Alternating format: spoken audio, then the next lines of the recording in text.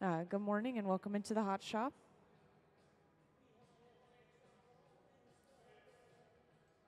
Are we able to get a view of the center bench? Perfect, thank you. Now, something else I want to point out real quick is I do have closed captioning up on the screen, so it is pretty easy to follow along as I talk about what they're working on. But at the center bench, just as I mentioned earlier, we are working on the bowl of a goblet. This is the drinking portion of the goblet up on top. And we've just created this little attachment point to the bottom of our bowl, all the way furthest away from the pipe. Those little clear bits of glass that were brought over, they have created the Avolio. And I can physically point it out to you guys. This is basically just the connecting point in between the bowl of the goblet and the stem of the goblet.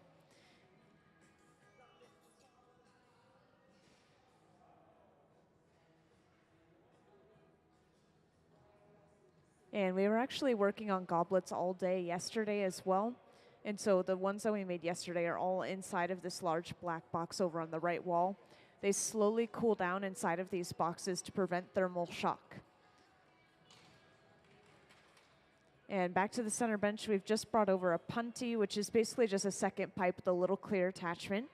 And this is attached right to the center of the bottom of our piece, allowing us to break the piece completely away from its original pipe. So this is basically just flip the orientation, and now we have access to the other side.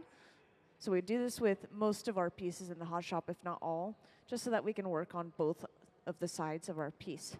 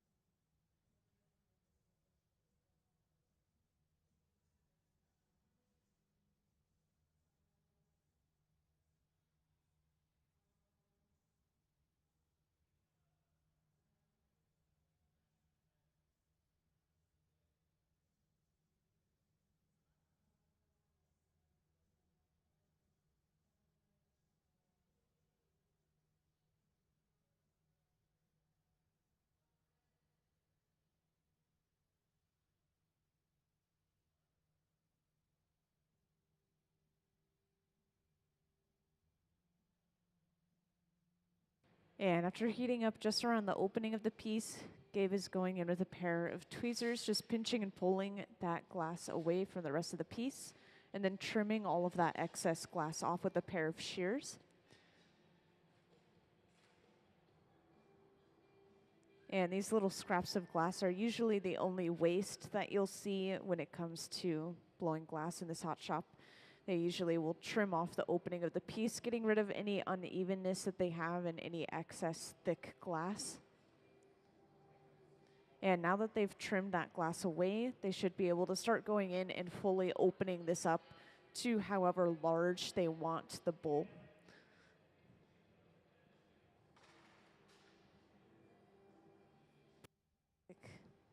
And it looks like we're quickly going in with the Sophietta. And that's that cone-shaped tool that they just used for a moment. The cone will block off the opening to the piece and allows them to blow a little bit more air into the piece and reinflate that glass.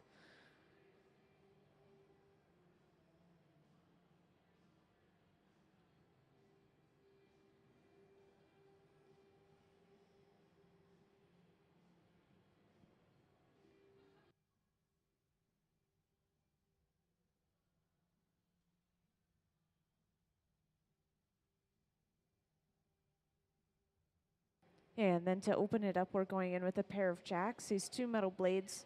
We're also paddling the opening of the piece. We're just pushing a wooden paddle against it. And this is rounding and smoothing that glass back off. As you remember, we did trim around the opening, which did leave a little bit of a jagged edge, so we just wanted to smooth that out before we continued along.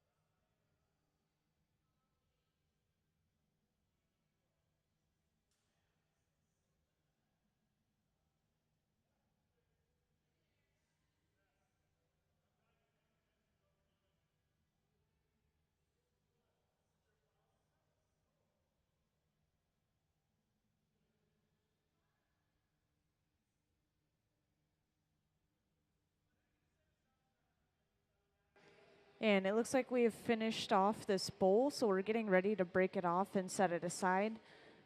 So right now Gabe is just going in with the torch and heating up where the pipe is connecting to the piece overall. And they're going to start cutting at this connection point, weakening it enough that they can break it off of the pipe completely.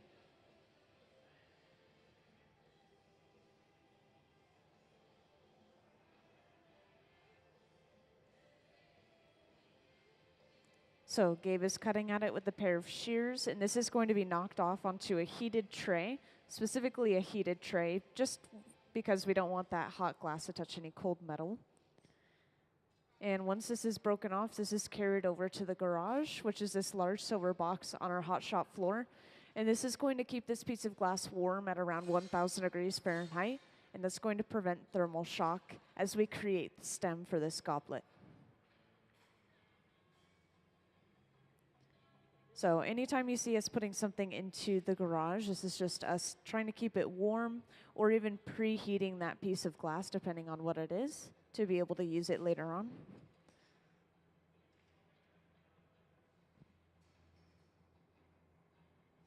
And for those who just joined in, we're going to be working on a couple of different projects today.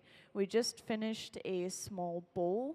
And by bowl, I actually mean the top portion to a goblet, the part that you drink from. And this has been set aside in the garage, this large silver box right here, just to keep it nice and warm, which is what I was just talking about. And now we may get started on a stem. We could work on another bowl, or we may even start on a completely different project. We'll also be working on these today on this front pedestal right here. And I believe that these will go into the store eventually, so this would mean that we are technically working on store items today.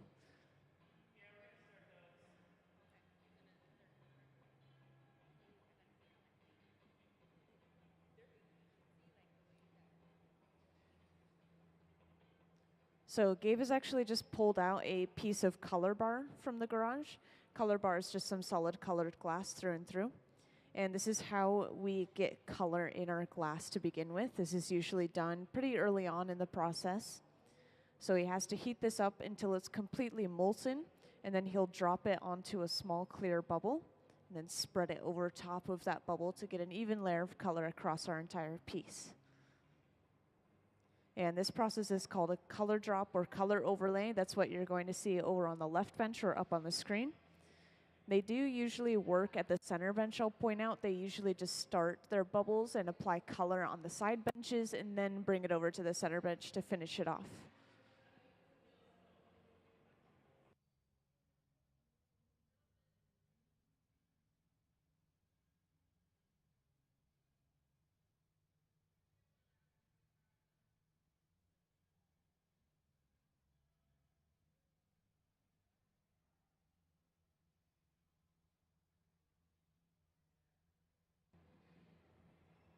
And it looks like Sarah's starting the bubble up in the front here.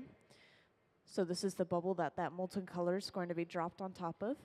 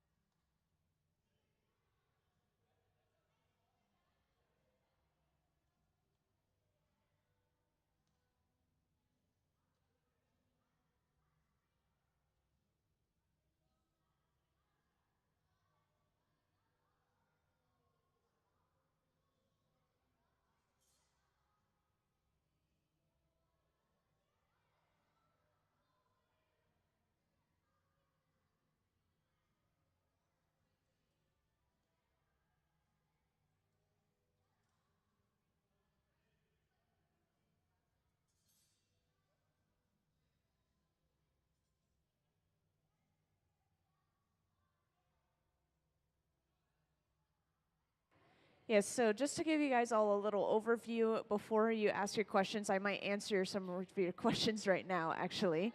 So first off, this is our Museum of Glass Hot Shop team. So these guys work here all the time, almost every day, blowing glass as their full-time job. And the glass that we're working with today is going to have color, so that's what they're working with up on the screen. This is colored glass. Right now it looks like it's orange, but it's not actually orange. It's just orange because it's so hot. It's radiating light and heat, kind of like lava. I like to compare it to lava. And yes, melted sand is what creates glass. It is mostly just melted sand. And a good comparison is maybe in Minecraft. You throw sand into a furnace and then it melts down and turns into glass. Exactly the same. We use a furnace with these closed doors in the back. This is where our molten glass is kept. And it holds up to 1,000 pounds of clear molten glass. That is a lot of glass. And it stays at 2,100 degrees Fahrenheit. That's over 4 times the heat that your oven gets up to at home, definitely. Super hot. So yes, this is basically like lava. That's why it is glowing this bright orange color. But as the glass cools down, you'll be able to see the true color of the glass.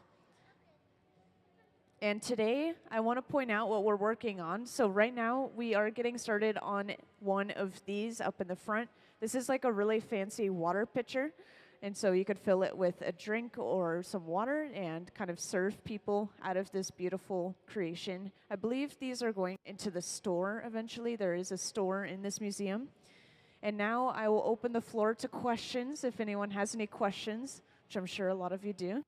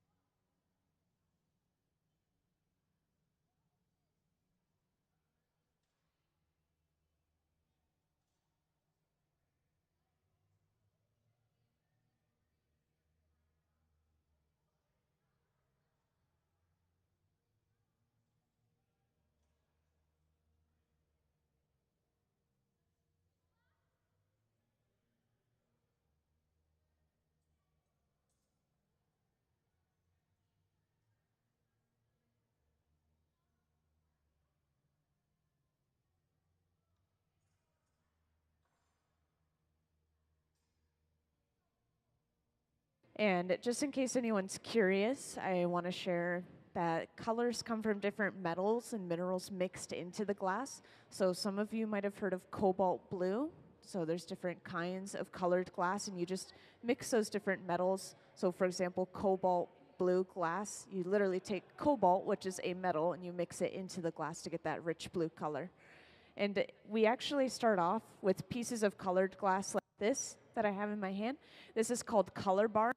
And this is just solid colored glass through and through. We get it shipped in this form, we melt it down, and then we use it on our glass pieces, just like we are right now. And up on the screen, I want to highlight what they are doing exactly.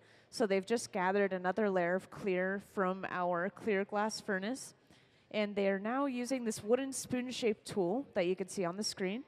And this is smoothing, kind of rounding this glass back out, and it's going to make sure that the bubble inside of this glass blows out evenly. So this pipe that they're using is actually like a giant straw. They can blow air in, and then if they really wanted to, they could pull air back out by sucking air out, which they do sometimes purposefully.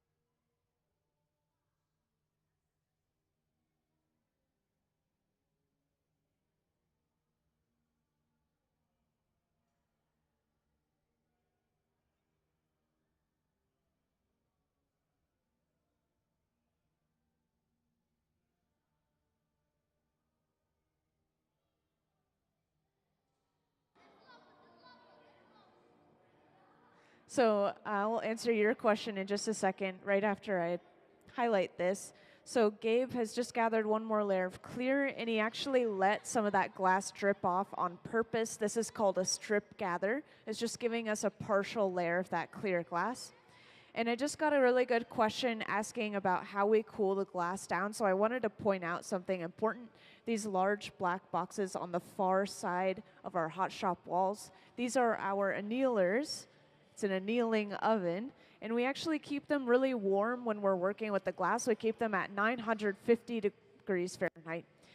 But that is actually kind of cold for glass. At that temperature, the glass is very stable, so it's not going to break. And then we very slowly cool it down little bit by little bit until it's room temperature and we can take it out.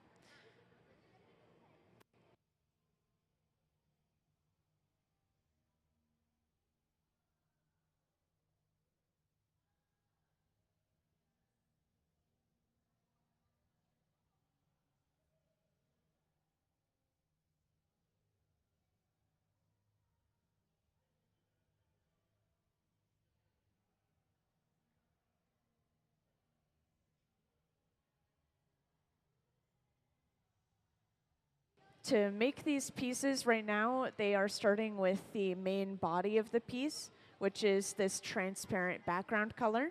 And I know it looks like there's this layer of separation around the middle right here, but this is not a separation. This is one entire bubble, and then they wrapped a little piece of color around the neck. And so this is just one complete bubble that they blew out. But then they just bring over these individual hot pieces of colored glass, and then they attach them to create the handles. Are you guys excited about this torch? Okay, so let me talk about the torch then. So this is the same temperature as the furnace, up to 2,300 degrees Fahrenheit. And it's going to get a lot bigger than this. You guys are going to get really excited when that happens. But they just click a button, and it gets a lot bigger and brighter. And we use it to heat up one little section of glass at a time instead of heating up the entire thing overall inside of the furnace.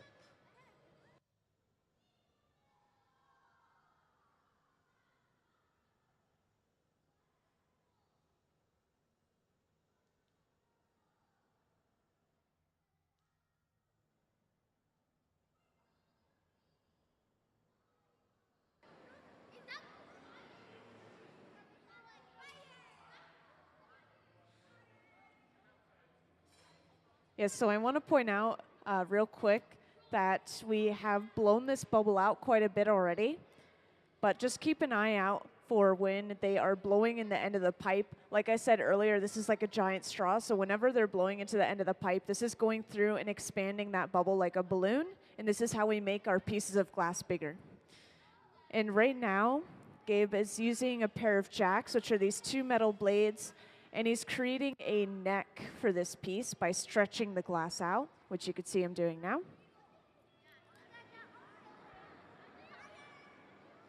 And whenever we're hanging the glass down at an angle like this is us actually using gravity as a tool. So we're stretching this glass out by hanging it down.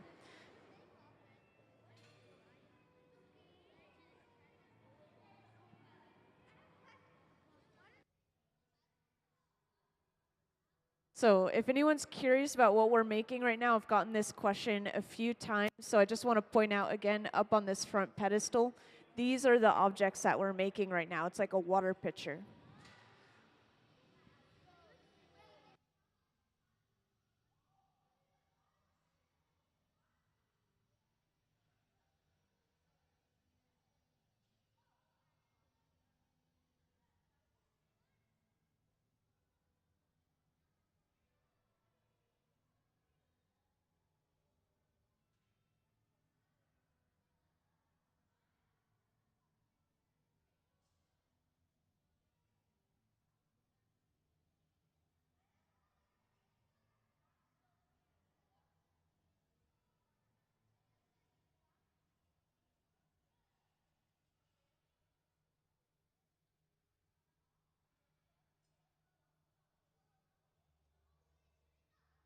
Yes, so something interesting that I want to point out is that this glass is radiating heat and light because it's so hot. So once again, it is orange just because of how hot it is. And if you are holding your hand or arm near this glass, you start to feel the heat hitting your arm that's radiating from that glass, and it feels almost like you're getting a little sunburn. And so sometimes they will shield each other with these wooden paddles just by holding these wooden paddles up against their arms and hands, and that's going to protect them from the heat that's coming off of the glass.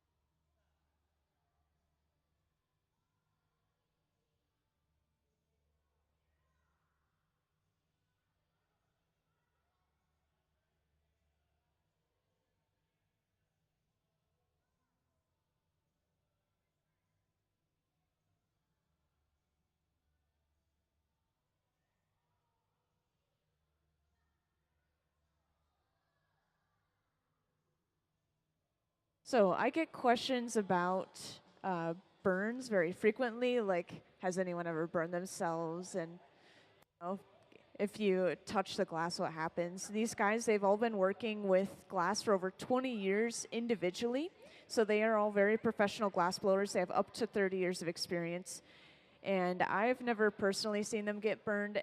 If you do accidentally touch the glass, it's usually just a tiny little nick, like you accidentally touch yourself with a little tip of something. It's no worse than burning yourself on a hot pan in the kitchen, and they usually are able to just put a little bit of burn cream on it and brush it off.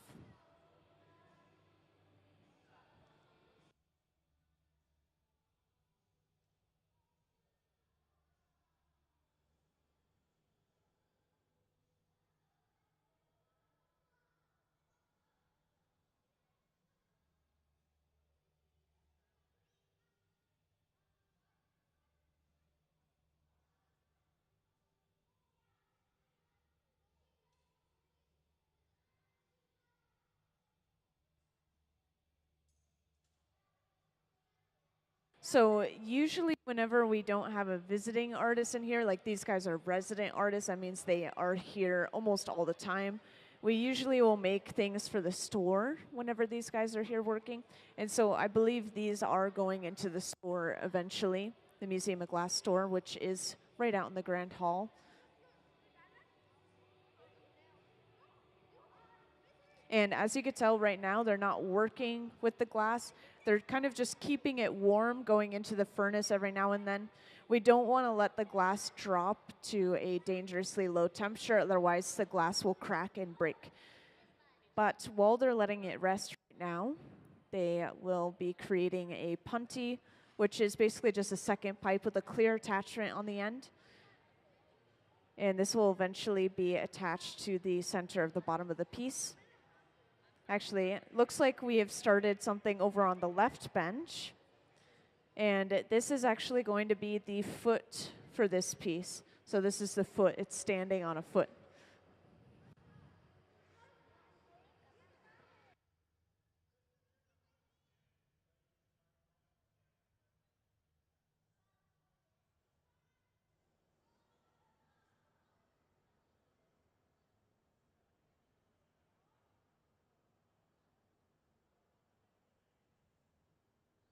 And right now they're using this torch to preheat a graphite paddle.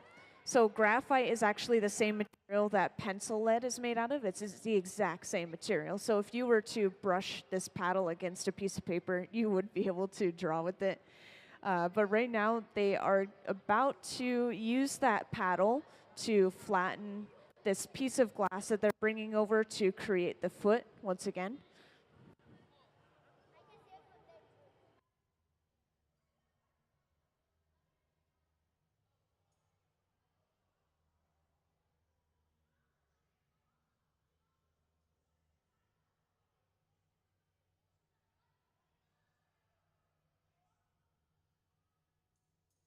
So now they've just brought over a hot bit of colored glass. And once again, for anyone who didn't hear, this is turning into the foot for our piece. Once again, this large, colorful section on the bottom of our piece.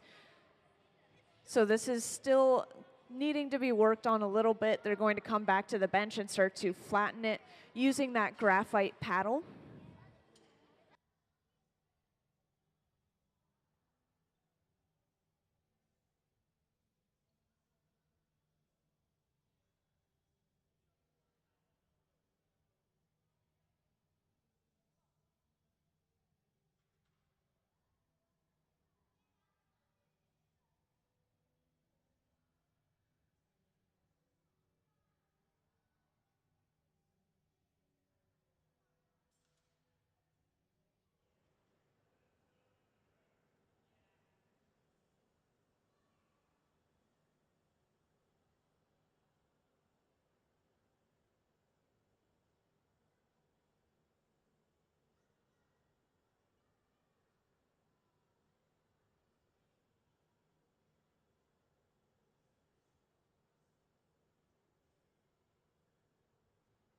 So it's kind of hard to describe this exact process, but whenever we have to fill our furnace up again when it's getting empty, we take out these large metal tubes of our glass mixture, which is mostly silica sand, a little bit of soda ash, a little bit of limestone.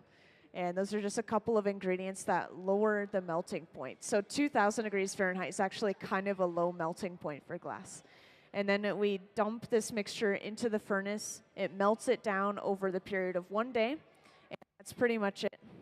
The texture of that glass is kind of like a clumped together sand mixture. I believe they clump it together just so that the sand isn't so easy to inhale.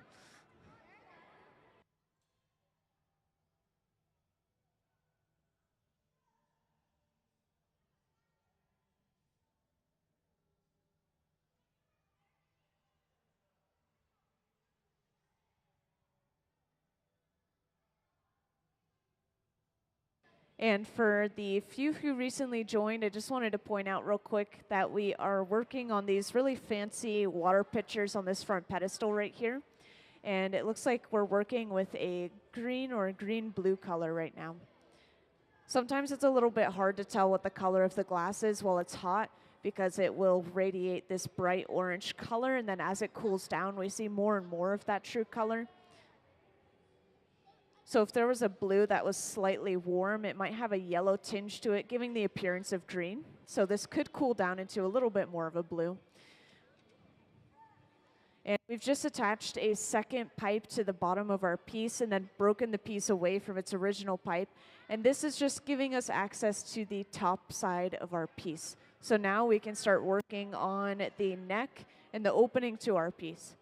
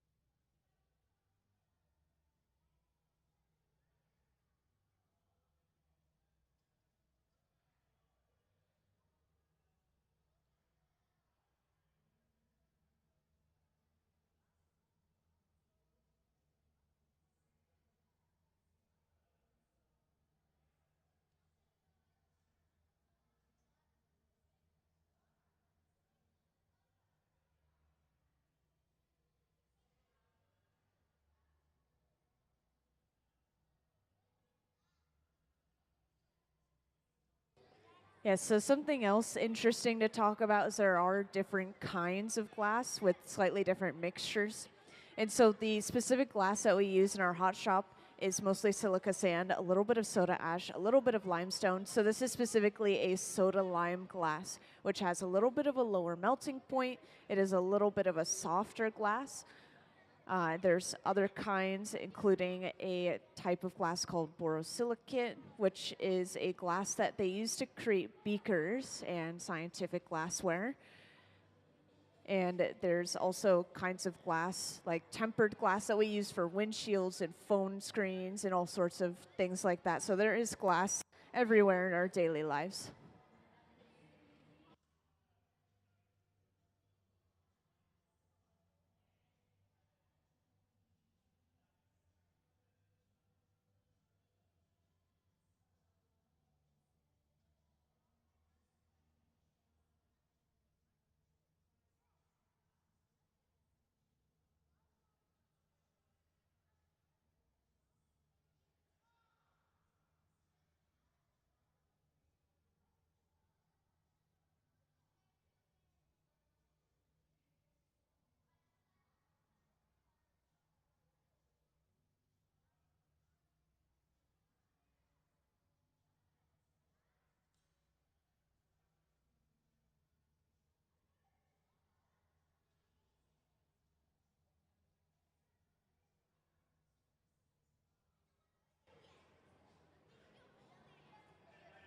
So we actually use many different tools to work with and touch the glass. Sometimes we even use these special gloves that we have over on the right side of the hot shop right here.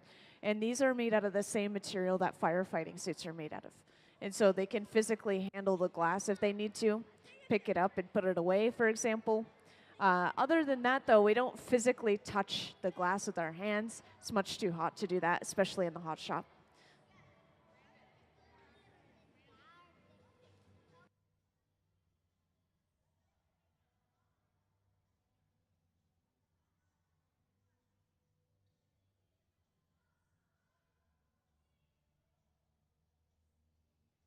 And right now, Gabe has just gone in with a pair of shears, and he has cut the lip or the opening of the piece in such a way that it looks like a pitcher or a pitcher plant, really. And eventually, they will wrap some colored glass around the opening of the piece as well to finish it off. But this is just giving us that shape that we are going for.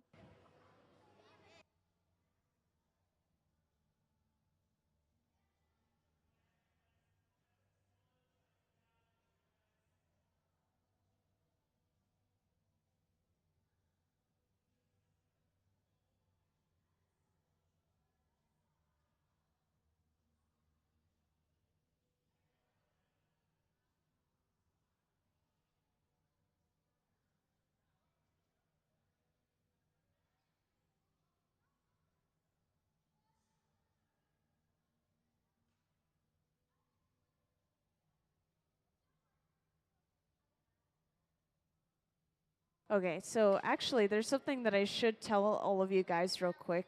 There is a local program that allows kids 12 and up to blow glass. I know you guys aren't quite at that age yet, but something you could keep in mind. So, through the Tacoma Public Schools, you can actually blow glass yourselves, starting at 12.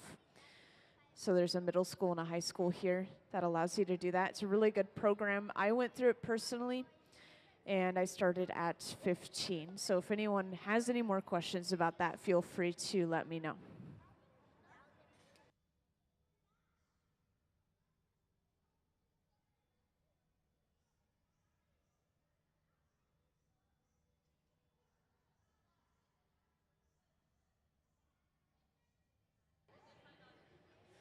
So whenever we're working on glass in the hot shop, it depends on who's here and what we're doing to conclude what's going to happen with the glass. Today, these pieces are going into the store, along with these ones, I believe. And if there were a visiting artist here, then the art that these guys help them make goes to the visiting artist. So it really depends on the day and what we're doing.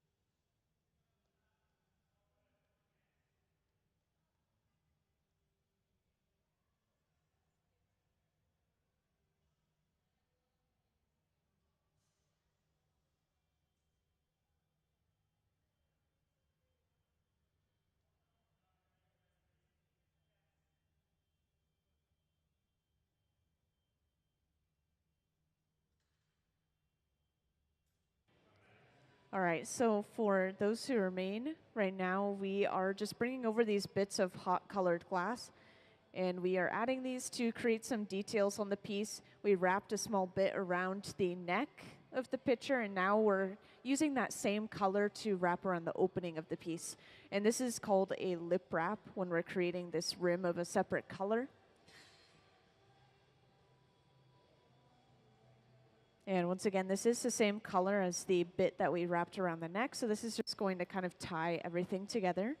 And eventually we will also be adding a handle to this piece of glass, just like our other display pieces.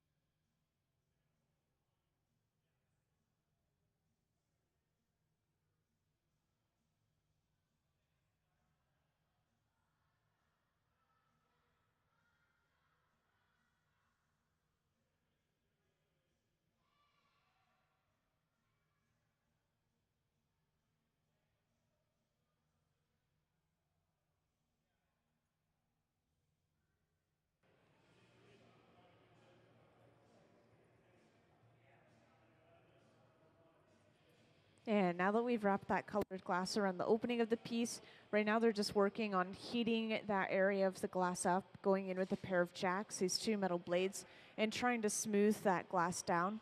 Because when we did add that color, we actually have this sort of texture. It's kind of risen above the glass that was previously there, and we just want everything to be smooth and flush, so they are trying to even that design out a little bit. And if any of you guys have any questions, feel free to let me know. It's not just the kids in the front that can ask me questions.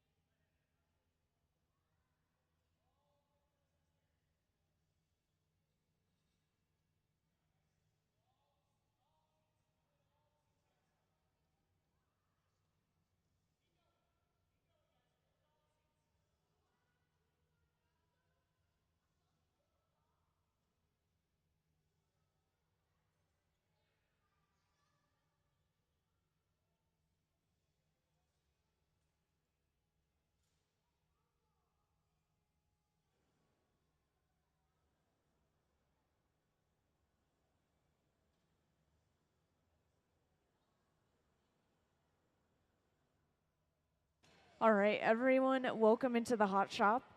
Today we have a few of our Hot Shop team members. These guys work here pretty much full time in the Hot Shop, making various glass items, working with other various glass artists, and creating glass every day. Today we are specifically working on these glass pitchers up on this front pedestal right here. So if anyone wants to know what we are working on, once again, these glass pitchers on the front pedestal right here. And the color of the glass that we're working with right now is a sort of green color. Right now it's hard to tell because the glass is so hot that it's radiating light, kind of like lava. So it's going to glow this bright orange whenever it's molten hot. But as the glass cools down, we get to see more and more of that true color. And I want to share with you all real quick that the furnace's temperatures are usually around 21 to 2300 degrees Fahrenheit, 2100 to 2300. So over 4 times the heat of your oven at home. They get up to really high temperatures. And the molten glass is specifically coming from the tanks with the closed doors. You may or may not see us gather from these again, but just to point them out for you guys, it's basically just this giant pool of molten glass inside of that tank. It can hold up to 1,000 pounds of clear molten glass. It's just like a giant pot of honey, except if you were to look inside, it's so bright because it's so hot, you can hardly see the glass inside of it.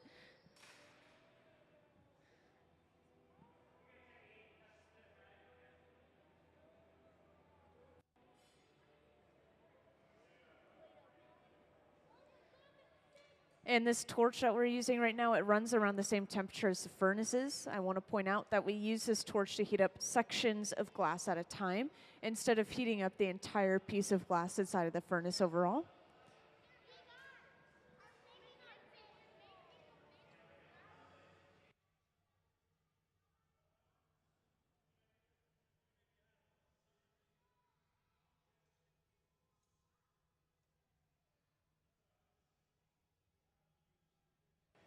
And it looks like we've just brought over the handle for our pitcher. And so this is placed up at the top of the neck first, and then this is stretched up towards the sky before they cut it off. And then they quickly flip the entire piece over just to make sure that the handle doesn't fall down and touch the glass. And then they're able to go in and twist this handle in whatever direction and shape they want. And it seems like we are continuing to go with this S shape that we see on these pictures right here. And this small handheld torch we oftentimes use to heat up really small amounts of glass at a time. In this case, we really want to make sure that connection point between the handle and the piece is really strong, so we wanted to heat it up even more than it was.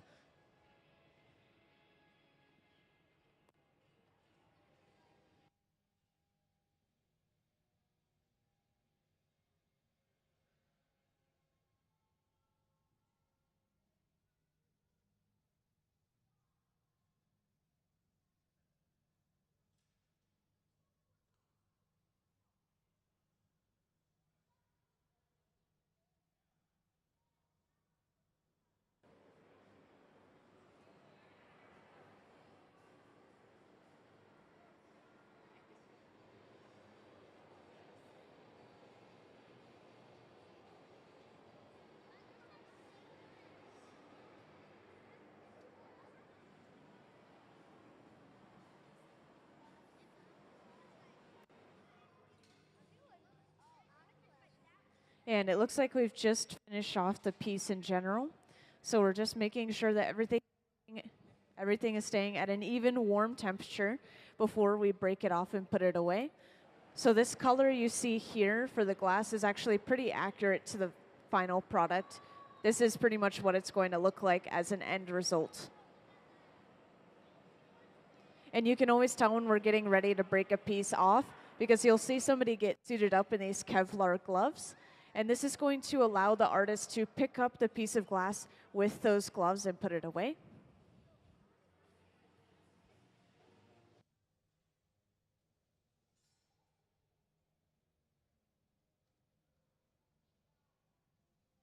And to break this piece of glass off of the pipe, we apply a little bit of water to the connecting point. And then all we have to do is tap the pipe, and that should break this piece cleanly off into those gloves. And then we go ahead and torch the bottom. This is getting rid of leftover sharp ends that may remain. And then finally, this is carried over to the annealer, this large black box. And this is going to very slowly cool this piece of glass down, at least overnight, so it doesn't break from thermal shock. And how about we give them a round of applause for finishing that piece of glass? Now, this is actually the first full piece that we finished today, so you guys came in at just the perfect time to see us finish that. And just to point out this box again specifically, this is kept at around 950 degrees Fahrenheit, and then with the press of a button, it all slowly cools down inside of that box. And 950, 1000 degrees Fahrenheit is actually kind of cold for glass. It'd be really hot for us, but it's really cold for glass. At that point, the glass is completely solid, as if it were just a normal piece of glass.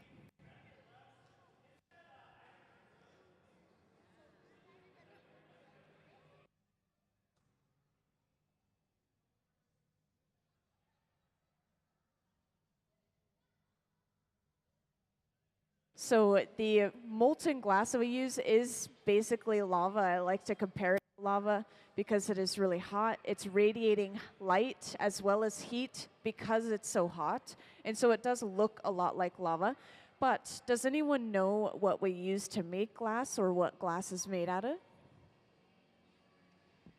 Yes, yes. So glass is mostly made out of sand. And so just like in Minecraft, I like to compare, you put sand into a furnace and it melts down and turns into glass. We also use furnaces in this hot shop. This is what our furnaces look like with the closed doors. And so Sarah's just about to gather from one over in the back left of our hot shop. And you can imagine this is just like a pot of honey, right? So we're going to stick the metal pipe into the glass and then turn, and it's gathering a ball on the end.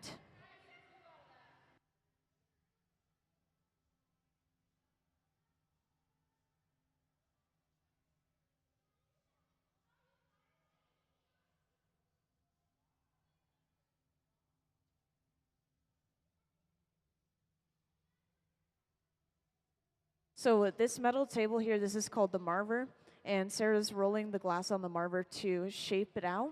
And this is just turning into one small clear bubble of glass on the end of our pipe.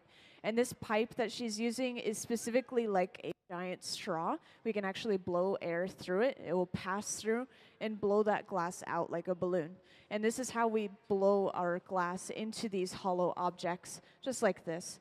And so this is the very beginning of one of these water pitchers. So the different colors come from different metals and minerals mixed into the glass. And up on the screen, I want to point out that we actually have some colored glass on the end of our pipe right here. It starts off in this bar form called color bar. This is just solid colored glass through and through. So we don't mix it ourselves, we get it shipped in this bar form, and then we apply it to our glass. And so in this case, we are heating up this piece of color bar, bringing it over to the bench, and we're actually dropping it on top of that small clear bubble right now. I know we don't have a great view of it up on the screen, but now we can see that color has been dropped onto that clear bubble. And this is just going to be slowly pushed and rolled back to completely cover up that clear bubble, and this will create a small even layer of color throughout our entire piece.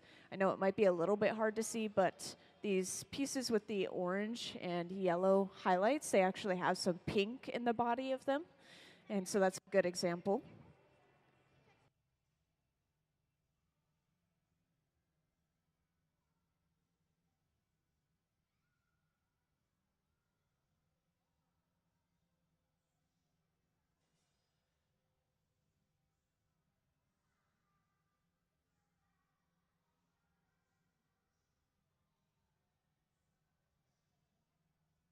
So all of the people you see working on the hot shop floor right now, they all have over 20 years of glassblowing experience and up to 30, so in between 20 and 30 for each of them. And so they have a lot of experience blowing glass. They hardly ever burn themselves, if at all. I think it's been a really long time since any of them even have. You'd have to touch the glass itself or the wrong end of a tool, which is actually kind of difficult to do.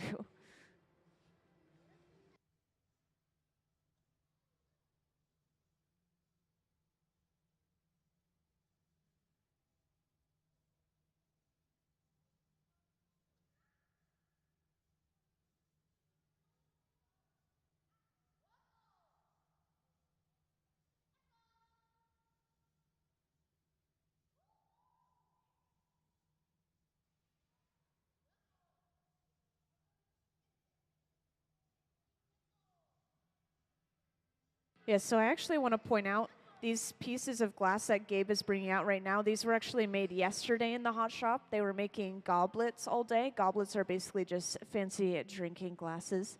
And they usually have the drinking portion of the goblet, the stem, and then the foot. The foot is what the glass rests on.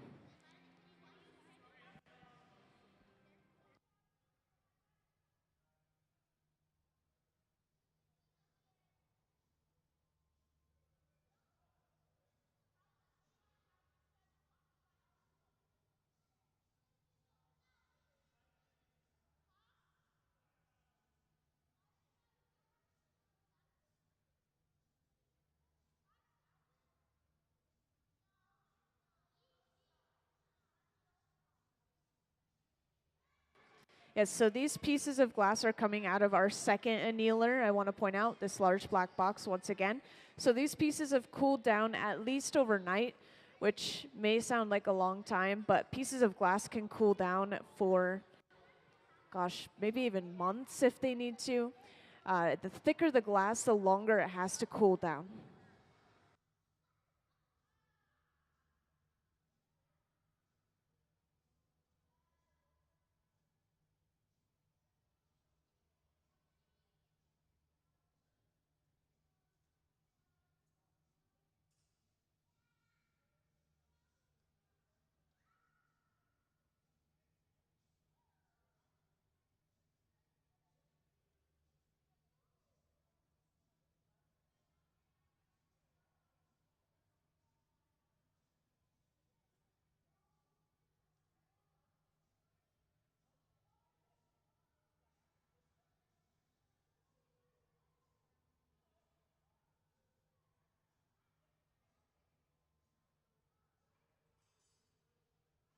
So yes, if anyone's curious, I'll talk about the cone real quick since I just got a question about it. So this cone that we're inside of is based off of these old wood burners we used to have along this waterway right outside of the museum. So this is just kind of paying tribute, and it is like showing some history for this area. But at the top we have this large fan to pull hot air out. And we also have some cold ventilation, some air being pushed in down at the bottom here, which is why it feels so much colder in the audience than it does over by the furnaces. And so there are a couple of functional aspects to this building, but it is mostly to look cool and tell a story.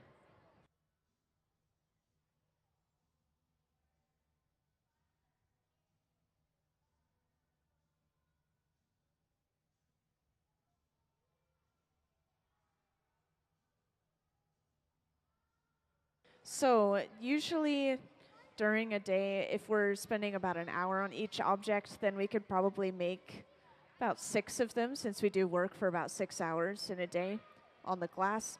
It really depends on the item. If it's super small, it only takes like 30 minutes, and we can make quite a bit of them. Sometimes we'll work on projects so large that we only get 1 or 2 in a day.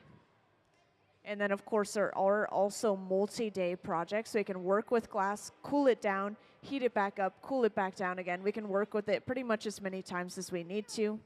Of course, there are limitations to that as well, but you get the idea.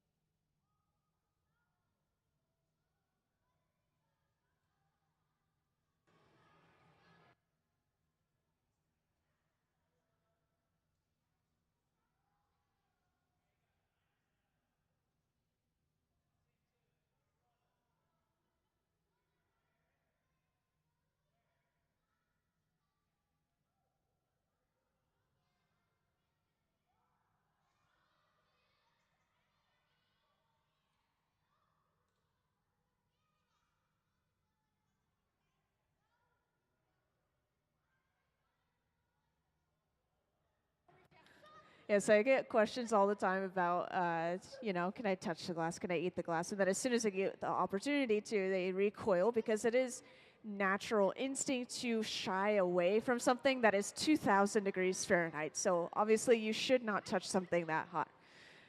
Right now, Gabe has just gathered 1 more layer of clear glass, and he's actually allowing some of the glass to drip off on purpose. This is called a strip gather. It's just giving us a partial layer of that clear glass, so a smaller layer of that clear.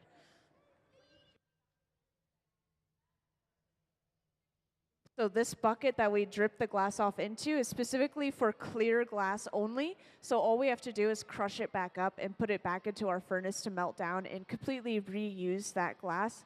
And we do reuse a lot of that clear glass in general. and we have hardly any scrap or colored glass left over.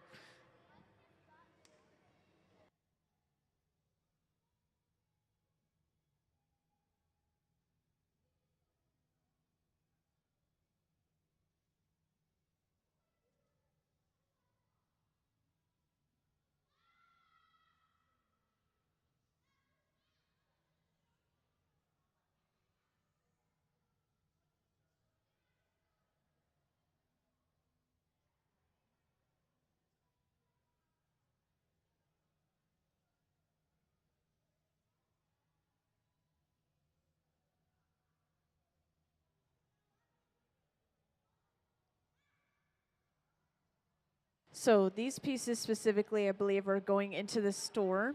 So anything we create today, and then these pieces as well. And whenever we don't have visiting artists or special artists in, this is something that we will usually do, is create some items for the store and just kind of give them some new things to sell. And yesterday, when we were working on things, we were actually even able to practice. So they were practicing making some goblets yesterday, which won't necessarily go into the store. But they are all made from clear glass only, so if they really wanted to, they could just throw them back into the furnace to melt down again, which would be a little bit sad because they are very pretty. But these are the goblets we made yesterday, just this section in the back. I know it's a little bit hard to see, but if anyone's curious, they can come take a closer look as well.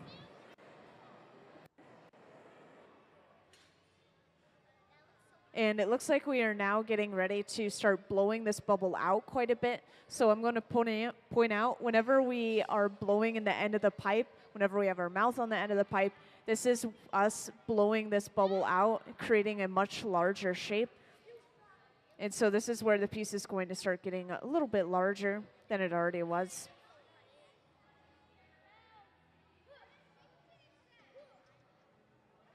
So right now, Gabe is going in with a pair of jacks, and he's keeping the blades open quite a bit. He's not cinching down, and he's pulling away from the pipe, and this is stretching a neck into the glass, just stretching that section of the glass out.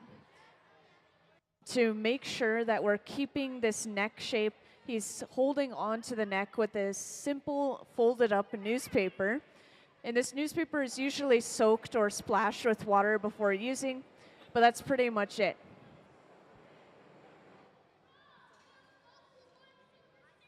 And then going in one more time with the jacks, we're creating a jack line. So this divot that we have near the pipe is where we break this piece off the pipe later on.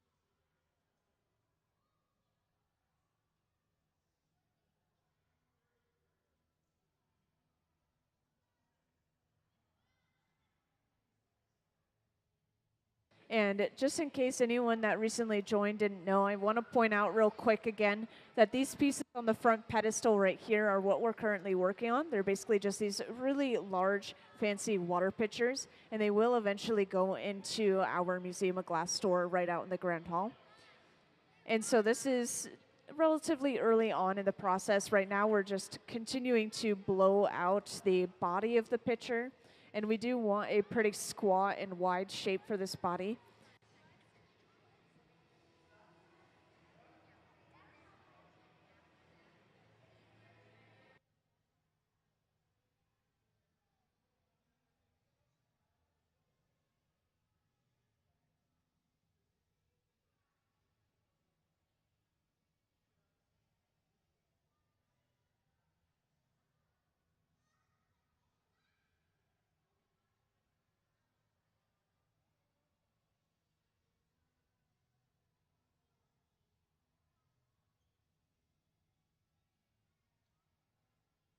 Now, I want to point out specifically, after Gabe has heated this glass up, he held the bubble towards the ceiling, And this is allowing that glass to slump down on itself, giving us that squatter, wider shape that we are going for. So basically just using gravity as another one of our tools. And we do this frequently to stretch out the glass. We will hang it down, and then to create a squatter shape, we will hold it up towards the ceiling.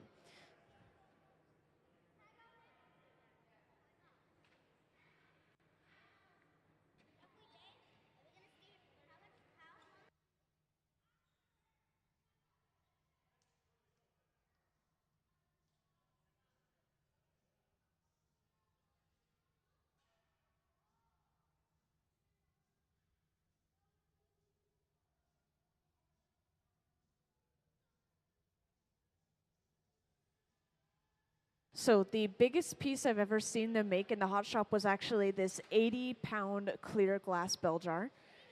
And I don't know if you guys know what a bell jar is, but it's basically just this large glass dome that they usually put over objects to display them. And so it was so big that you guys could easily like crawl inside of it and curl up if you wanted to. Not all of you, just a couple of you.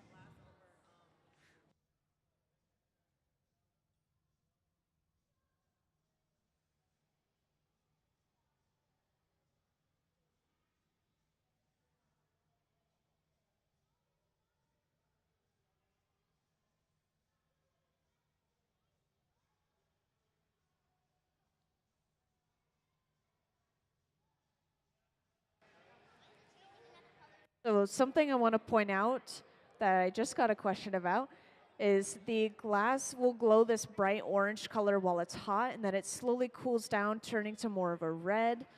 And now that the glass is cooled down to about 1,000 degrees Fahrenheit right now, this is actually kind of cold for glass, and we can see the true color of the glass. So this is closer, if not the final product for this piece, is this color that you see right now.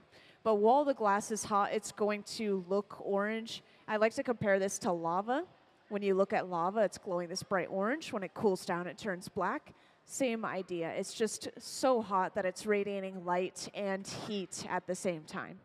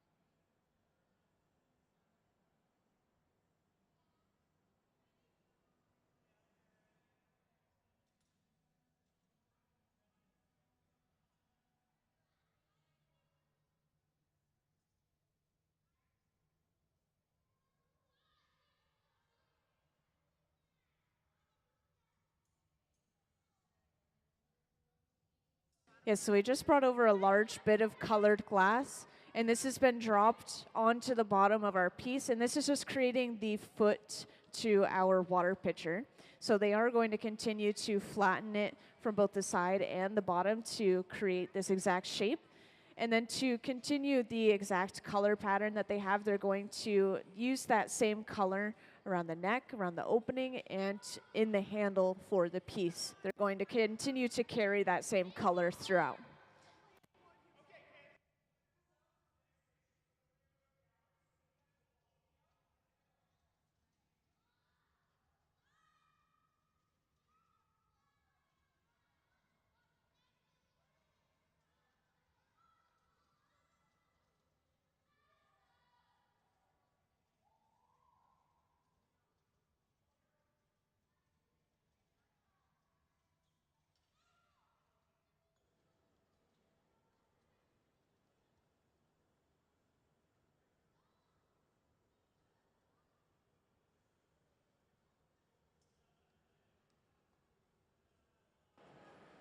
So now that we have the foot for this piece, we will be able to attach a second pipe to the bottom of the foot and then break this piece away completely from the pipe that it's attached to right now.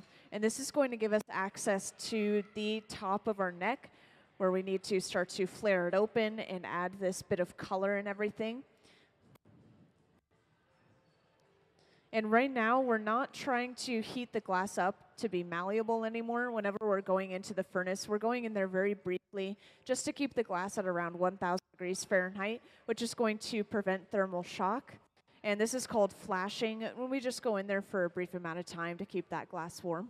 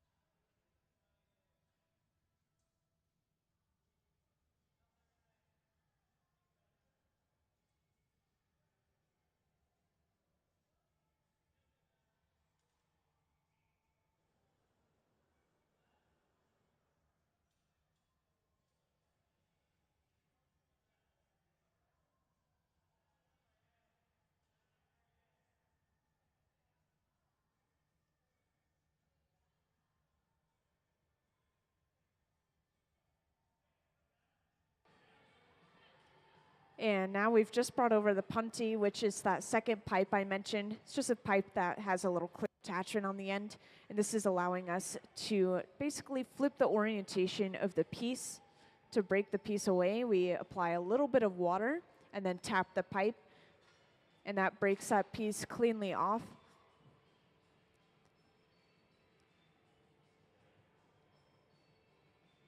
And it looks like to continue to work with this piece, we first will just make sure that the pipe is centered with the bottom of the piece completely. We want to make sure everything is as symmetrical as possible before we continue on.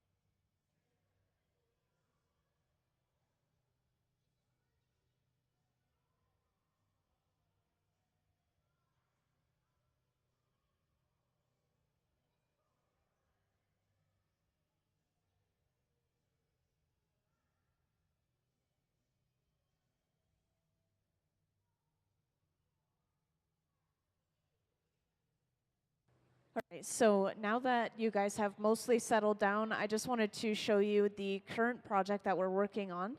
So this is exactly what we're working on today, are these really fancy water pitchers up on this front pedestal right here. And of course, we are working with different colors today, just trying to create a large variety of different colors. So the center bench, we've come pretty far. We're now just working on the top of the neck to finish it off. And we are going to add a handle to this one, as well as this special colorful ring around the base of the neck. And as you can see, we've just heated up the opening of this piece to a pretty much molten temperature. The glass is molten at around 2,100 degrees Fahrenheit, which is over 4 times the heat that your oven gets up to. So this glass is really hot. And we're now trimming off some excess glass. Gabe is going in with a pair of shears, which you can imagine are like glass scissors. And I want to point out one furnace for you guys. You will see us use it later, but these large tanks with the closed doors, we have 2 of these in the hot shop. This is where we're getting our molten glass. It holds up to 1,000 pounds of clear molten glass inside of these furnaces, and it's like a giant pot of honey. It's just a pool of molten glass inside of this furnace.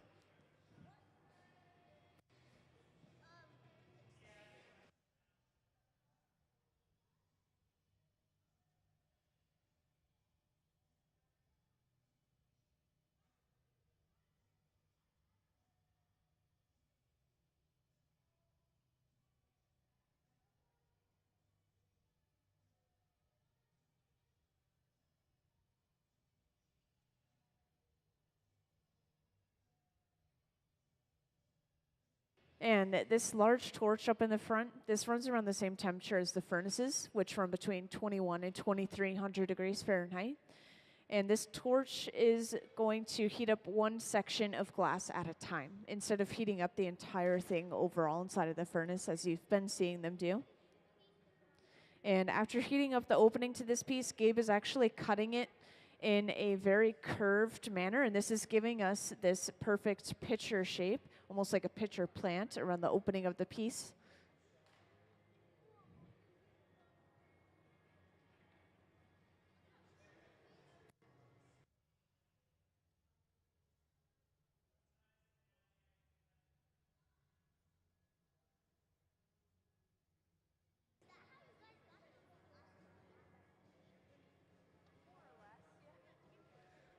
And I want to specifically point out one more thing. I'm sure a lot of you are wondering about the color of this glass.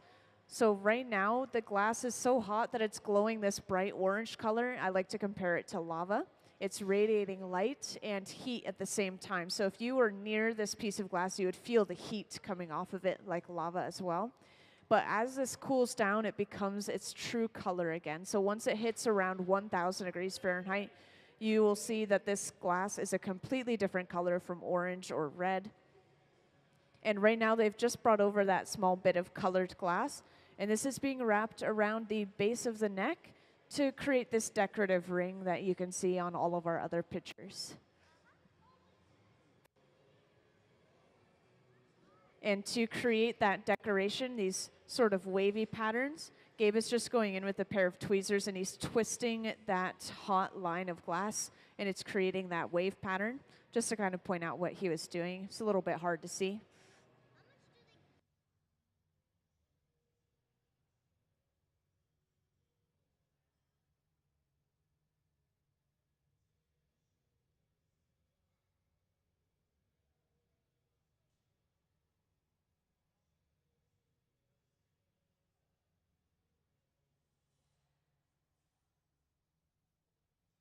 Is so on this front pedestal, these goblets that are kind of in the back over here, this back corner, these were all made yesterday. They were kind of practicing making some clear glass goblets.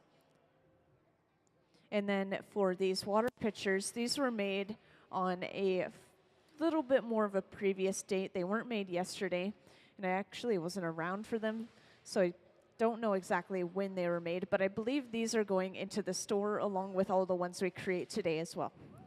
So you should be able to see them up close and in person eventually.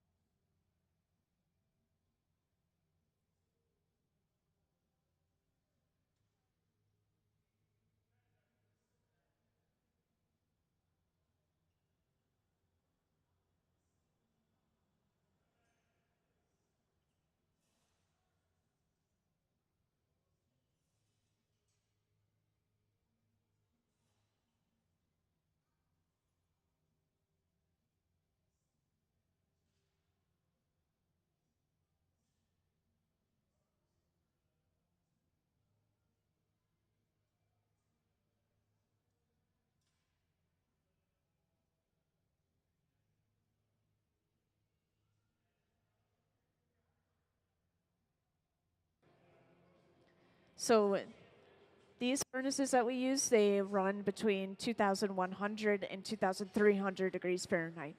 So that's over 4 times the heat of your oven at home. And the glass furnace, the tank with the closed door specifically, it stays at 2,100 degrees Fahrenheit 24/7. That means it runs constantly and we never turn it off.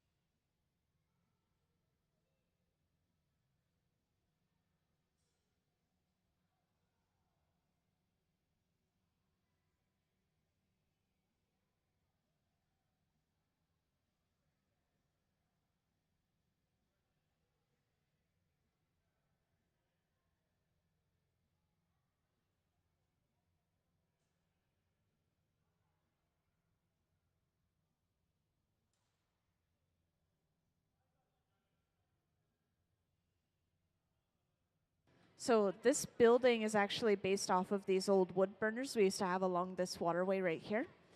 And so this is paying tribute to what this area used to be and kind of just showing off a little bit of history. These wood burners were shaped exactly like this cone. The only difference is that this cone is tilted on its side to give us a little bit more floor space. And of course, we have a fan at the top to pull the hot air out from the hot shop and some cold air coming in through some ventilation. And overall, this building is just big and flashy just to kind of be cool and to show a little bit of that history.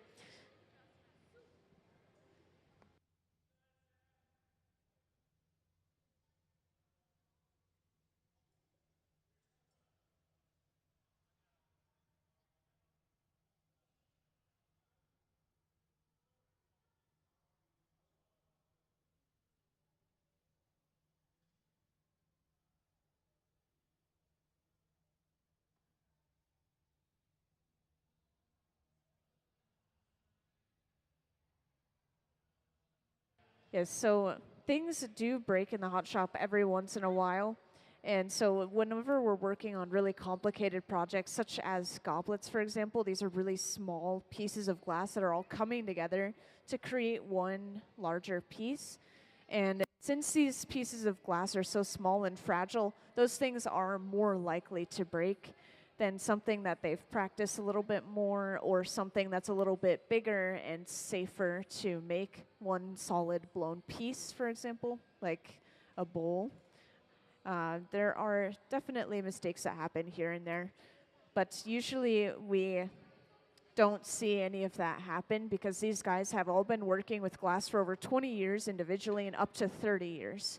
So they all have a lot of professional glassblowing experience.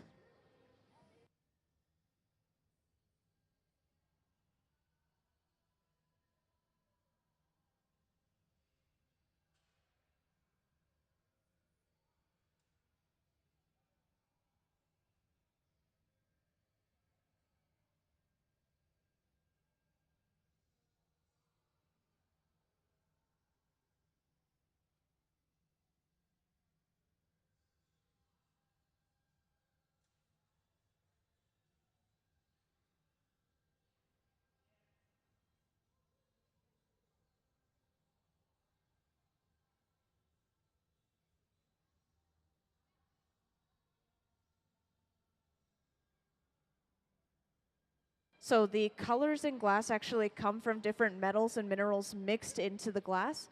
And we don't mix it ourselves here in the hot shop. We get it shipped in, usually in this bar form, which is just some solid colored glass. This is called Color Bar. Very creative name for a bar of color. And so we melt this down and we will drop this onto a small clear bubble spread this over top to create a layer of color across the entire bubble. And that's how we get these really smooth, even layers of color across the entire piece. Might be a little bit hard to see, but this one right here has this faint pink across the entire surface of the glass. And so whenever you see a piece that has that solid color, that's most likely how they got that.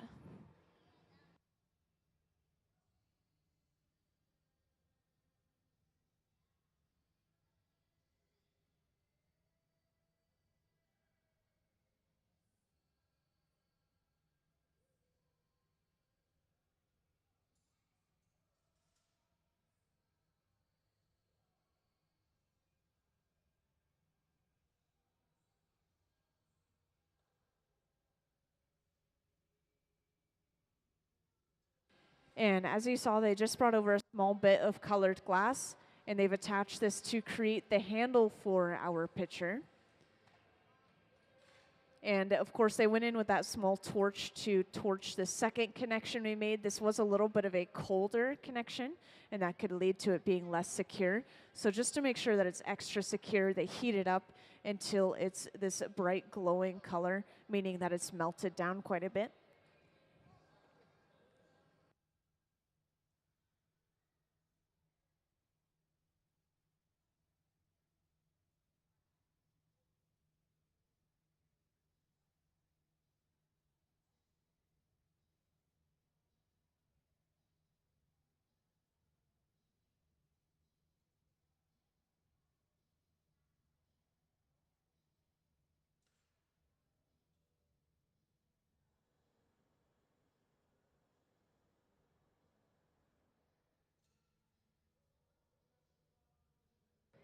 So this opening in the back here is actually one of our pipe warmers. We have to heat up the pipe before we actually stick it into the glass to pick it up. And so that just heats up the pipes. Right now there's not a fire in it because we're not using that one, but we do have one over on the left side of the hot shop.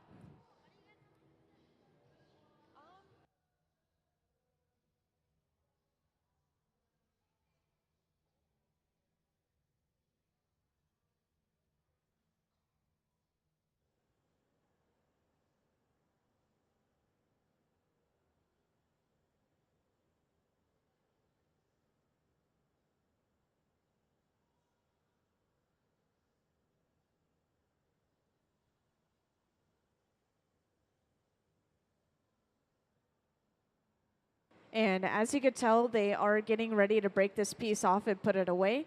So right now they're just torching this connecting area right at the end of the pipe and torching lightly any connections that they have in the piece overall, such as the handle. The handle is pretty fragile and we want to keep that warm. And right now, Sarah has dressed up in these special Kevlar gloves. This is going to allow her to pick this piece of glass up off the end of the pipe to be put away. And to break this off, we're going in with a little bit of water, and we're applying this to that connecting point right at the end of the pipe. And this is cracking and breaking the glass in that small area. And then all we have to do is tap the pipe, and that breaks that piece cleanly off. And we torch the bottom lightly to get rid of leftover sharp ends, and this piece is done. So this is going in the annealer, the large black box over on the left wall, where it will slowly cool down at least overnight so it doesn't break from thermal shock. And let's give them a round of applause for finishing that piece. Thank you. So once again, we're not going to see that piece until tomorrow. It has to cool down for just a little while to make sure that it doesn't break from thermal shock.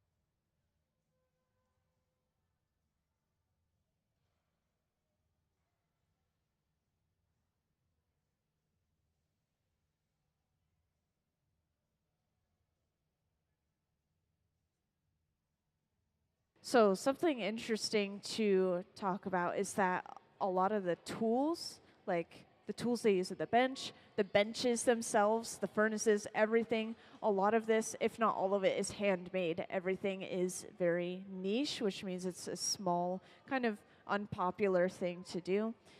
Because glass blowing is kind of rare, we do oftentimes have to find specialty made items for the hot shop. It's not like we have factories producing giant glass furnaces.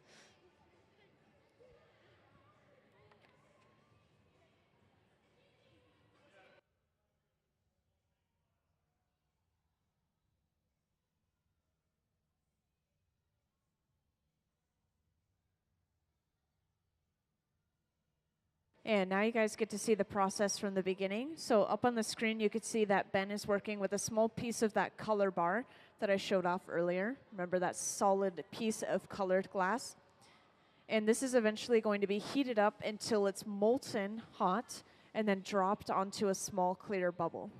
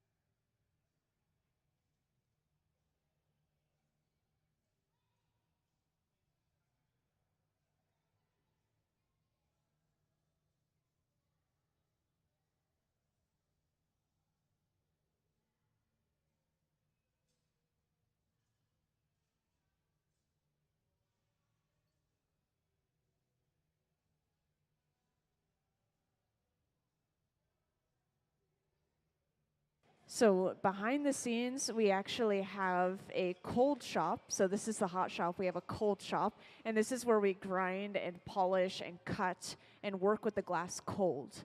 And so we have something like that around the corner out of sight, and that's why we are using up only this space for the hot shop. We actually have more space that we use for the cold shop and storing tools and storing color and all of those things. So this place is larger than it seems. And on top of that, the glass isn't fully done once we put it in those boxes. We usually do have to cold work the glass. We have to grind it and polish it and make sure that the bottom is even and flat.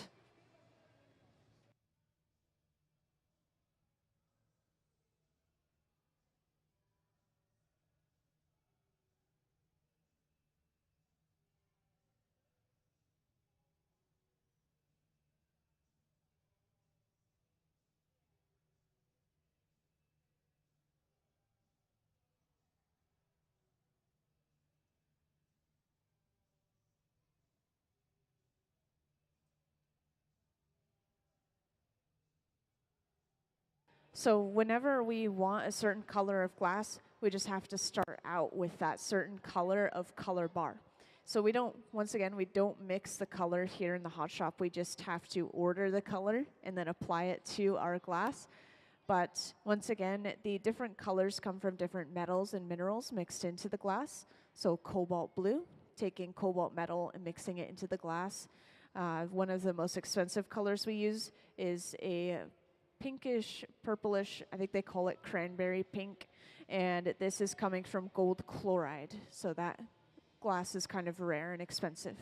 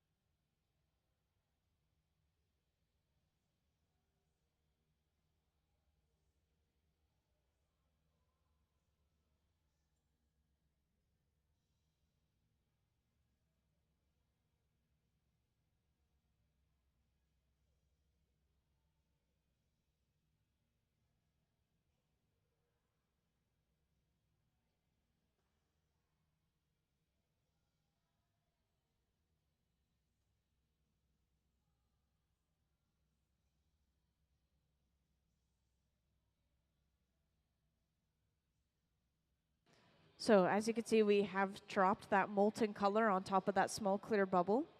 And we've actually rolled the color back to completely cover up that clear bubble using the Marver, which is the metal table. We do have these throughout the hot shop, as I'm sure you've noticed, the largest one being at the center bench here for quite large bubbles of glass.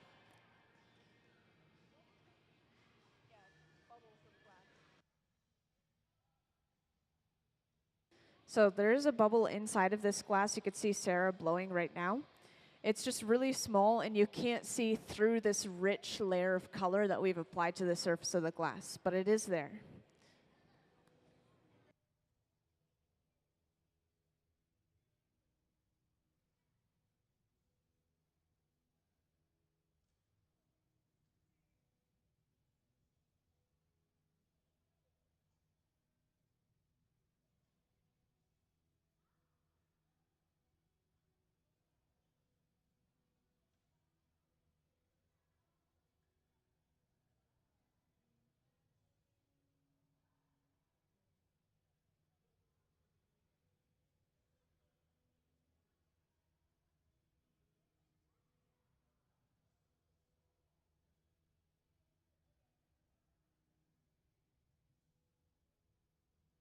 So it sounds like you guys went through Art Alley, which was the kids design glass section of the museum.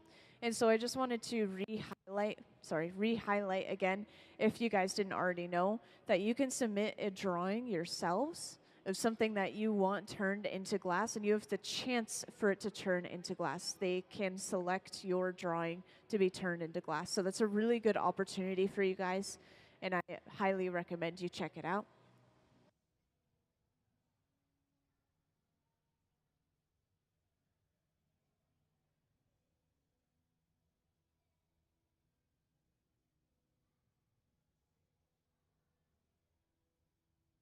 And up on the screen, you can see that we are working with a block. That's that wooden spoon-shaped tool right now. And this is smoothing and evening all of this glass back out into a very round, smooth bubble.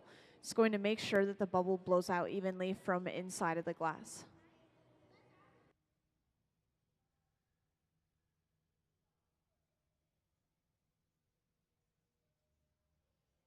And we actually do use a few varieties of wooden tools in our hot shop. As I'm sure you saw earlier, we were using some wooden paddles. And oftentimes our wooden tools are made out of fruit wood such as cherry wood. So this is most likely a cherry wood wooden spoon that we're using as a block.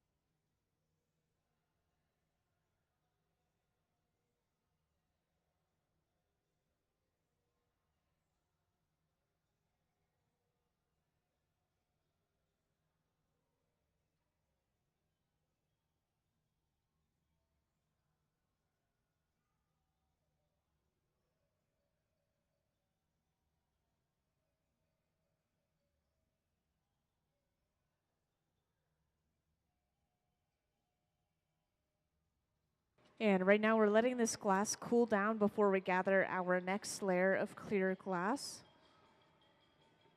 We always let that previous layer cool down, especially just until it stops moving at least. We don't want to gather that clear glass and then the entire thing to start moving and kind of flopping around because there's a lot of internal heat already.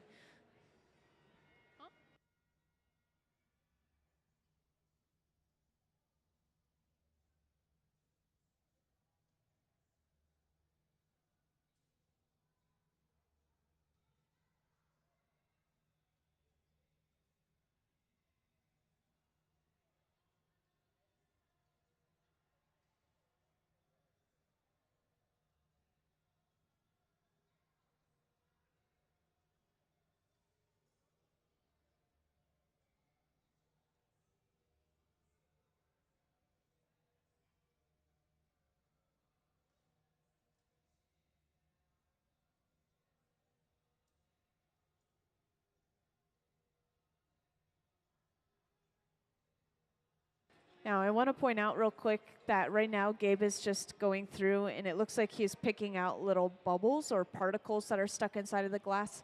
It's just getting rid of some errors before they move on, continuing to create this piece.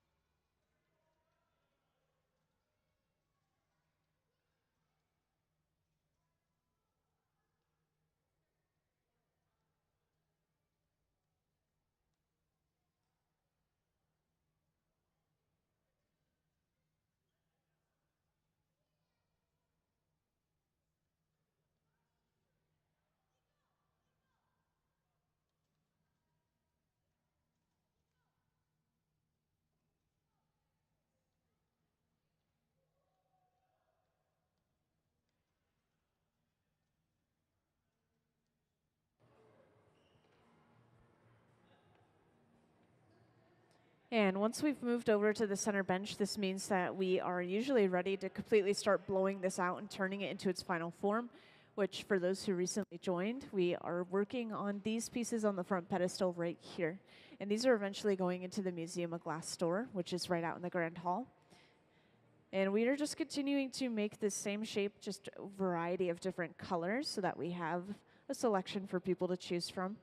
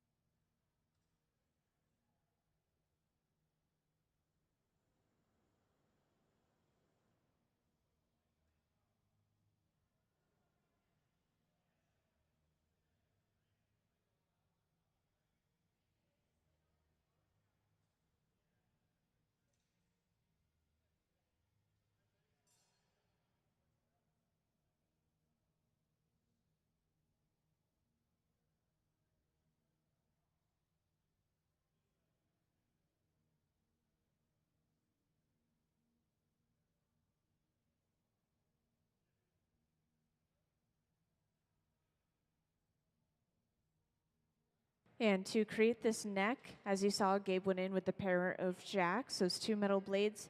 And he wasn't cinching all the way down, but he was pulling away from the pipe, and that was stretching that glass out. And now to make sure that the neck doesn't blow out any further than it is, he's going in and kind of cooling it down using that pad of newspaper. They'll usually soak that pad of newspaper with water before they start using it on the glass, just to prevent it from burning as fast. And now, after just heating up near the pipe, we're going in one more time with the jacks and creating a jack line. So this divot that we have near the pipe, this is where we will physically break this piece away from the pipe later on.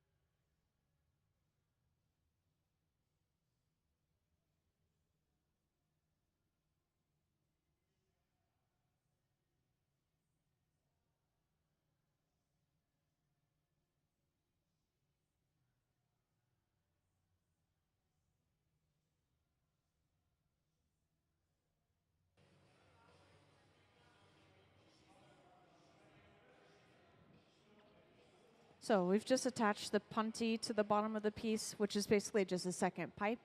And this has allowed us access to the complete opposite side of the piece. So now we'll be able to start working on the top of the neck and adding all of these finishing details, such as the little wrap around the base of the neck, the colorful wrap around the opening of the piece, and the handle on the piece.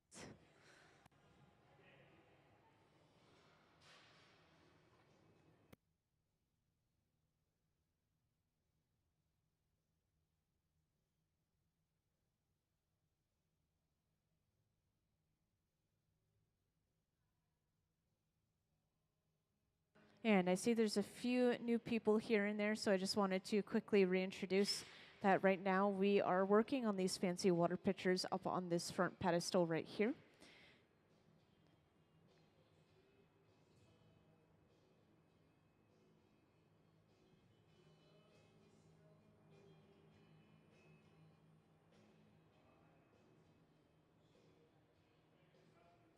And before I continue just following along with what they're working on, if anyone has any questions, feel free to just grab my attention at any point and I will come over to answer your question. It could be questions about the glass process, about the building, about the artists. Any question is fine.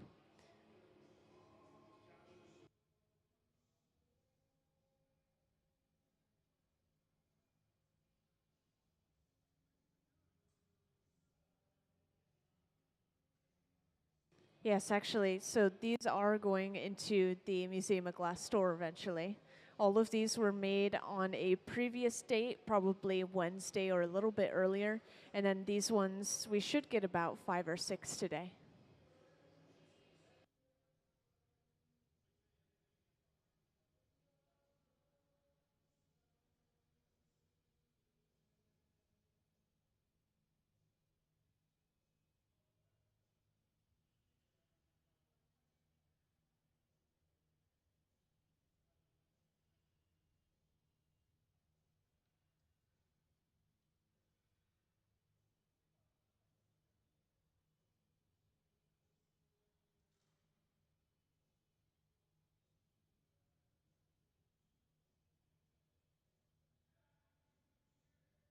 And after heating up the opening to this piece, we're going in with a pair of tweezers, pinching the opening out and away. And all of this glass is some excess that's just going to be trimmed off with a pair of shears, just as they're doing right now. And it may have been hard for you guys to tell, but basically when we broke the piece off from its original pipe, that connecting area, the glass is a little bit thick. The break isn't always perfectly even, so this is going to even that area out and get rid of that thickness that was there. And now that we've trimmed that glass off, we would usually just go from here and start to open it up as far as we need to, but we do also need to get this very fancy almost pitcher plant shape at the top. And so we're going to go in and cut again.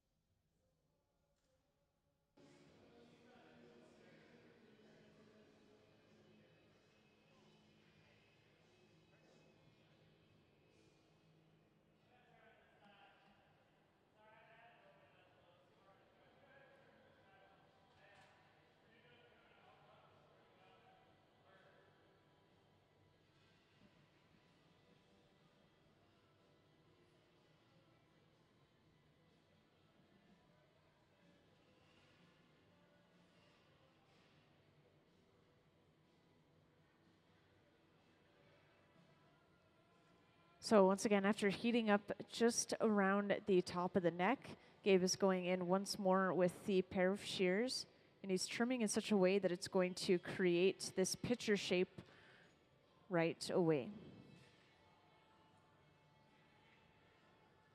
And now from here, we will start bringing over bits of hot colored glass, And these are going to be used to create the details in our picture, such as, once again, the wrap around the opening of the piece, a wrap around the neck, the handle of the piece. These will all be the same color as the foot to kind of just tie everything together.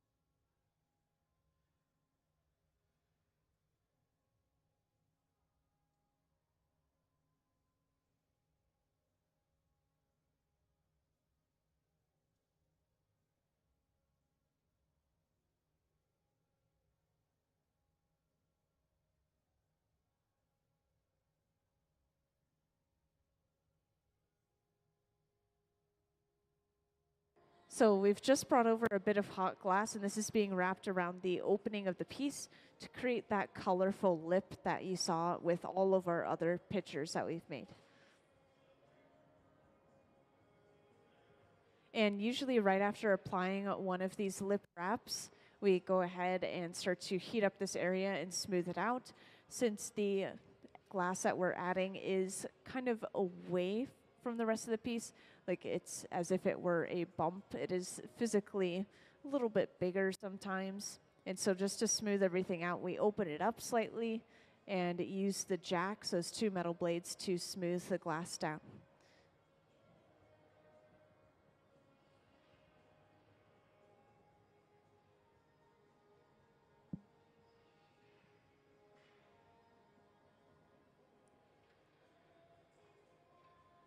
So once again, after getting this glass hot, Gabe is going in with the pair of jacks.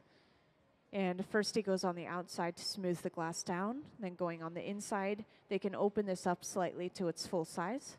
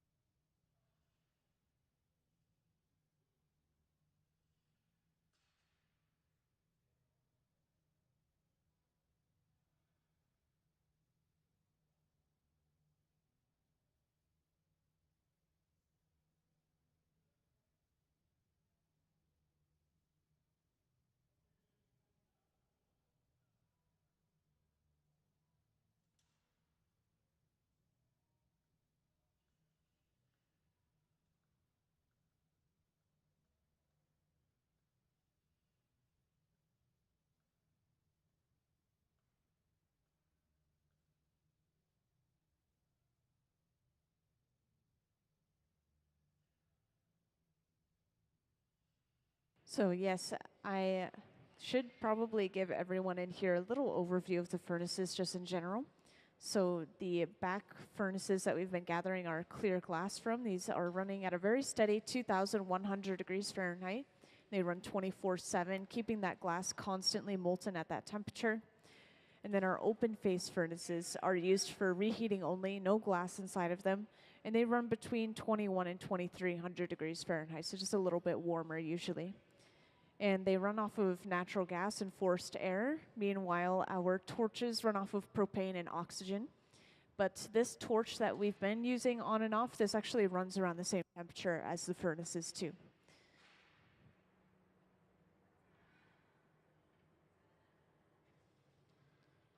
Are you talking about this silver box here?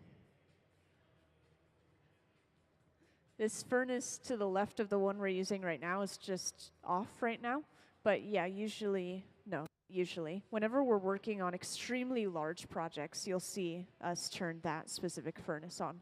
But it's the largest furnace we have, uses a lot more energy because of that. So we usually just keep it off unless we're doing something special.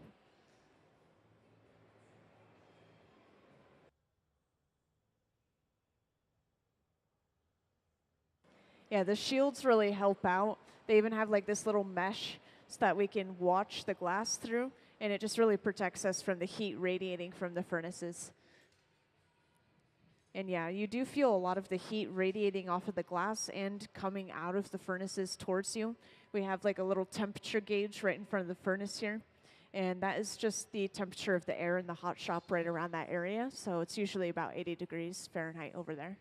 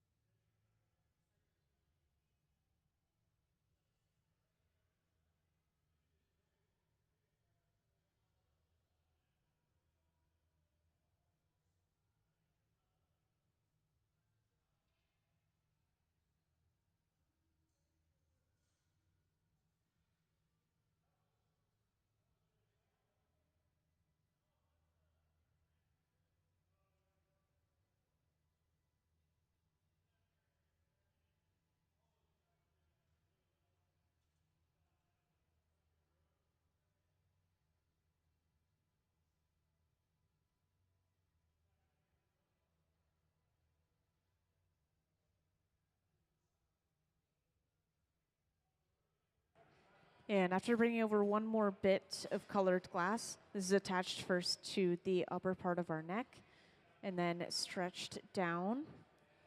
And with these handles, they can create a variety of different shapes and sizes as well. With this handle in particular, if you were to look closely at all of these, you would see that there is a texture across them. It's a Roman handle, so if you hold 3 fingers out, you have these 3 bumps, these 2 lines in between the fingers, and that's exactly the pattern of this Roman handle.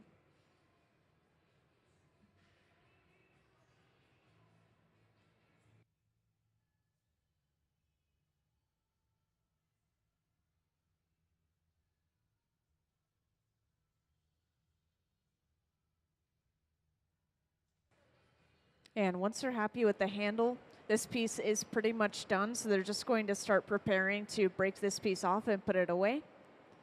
And this is going to include heating up that connecting point where the pipe is meeting the piece. And you'll see somebody get suited up in these Kevlar gloves. These gloves are going to allow the artist to pick this piece of glass up off the end of the pipe to be put away.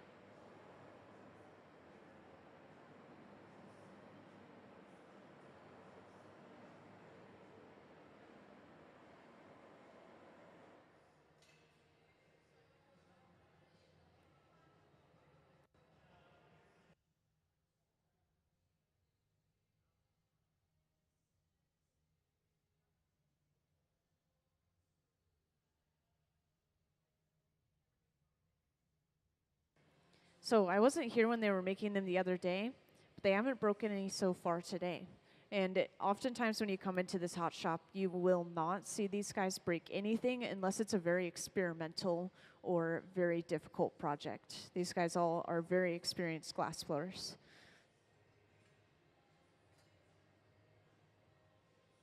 And just like earlier, to break this piece off, all they did was apply some water and then tap the pipe.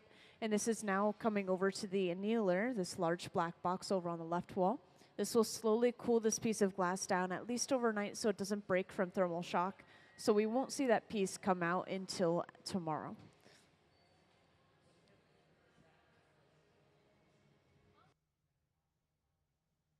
Yes, so the annealers stay at around 950 degrees Fahrenheit. And then once we've filled it up as much as we want, or if we're done for the day, then we usually press a button and it slowly cools down. We program it depending on how thick the glass is. The thicker the glass, the longer it has to cool down.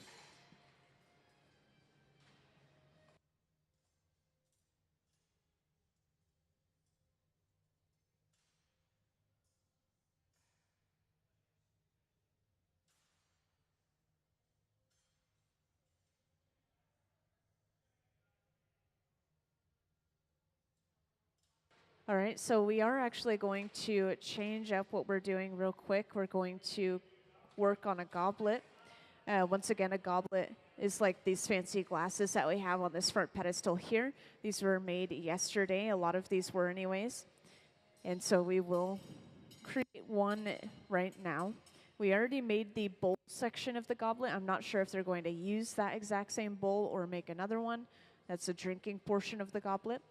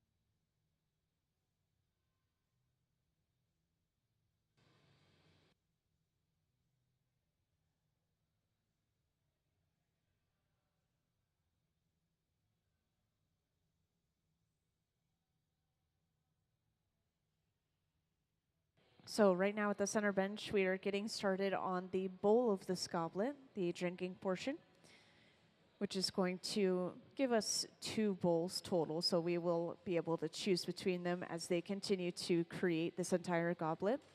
And as you may already know, goblets are assembled in parts. So we have the bowl of the goblet, and then we have the avolio, which is like this little connecting point between the stem and the bowl. And then we have the stem, the foot. And so if we mess up on a single section of this goblet, we can actually just remove that section and create another version of it. But if I didn't mention already, goblets are one of the most, if not the most technically challenging things you can make out of glass, because they are so many small pieces of glass coming together to create one object. And so it's very fragile. We have to make sure we're not getting it too hot or too cold.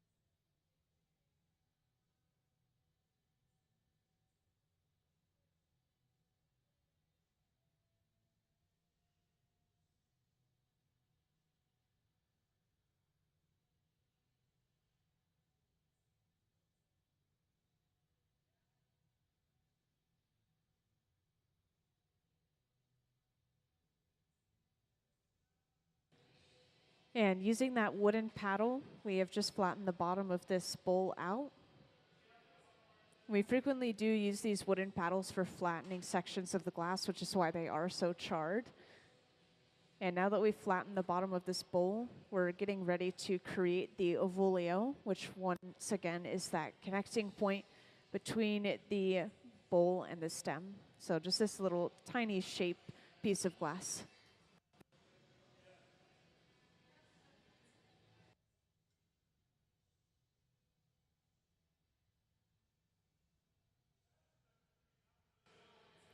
And to create the ovolio, we've brought over a small bit of clear.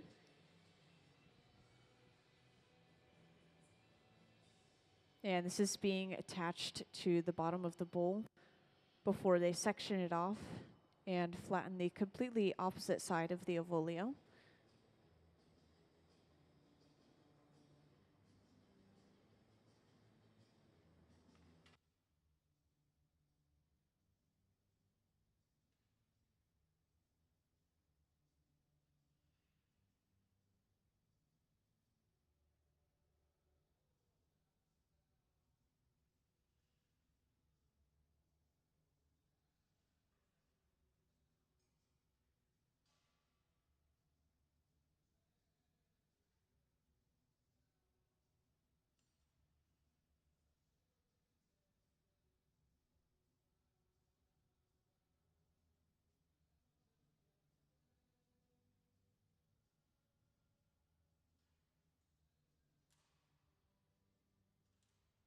And just now we've attached a second pipe to the very bottom of our piece, and then this allowed us to break the piece away from that original pipe.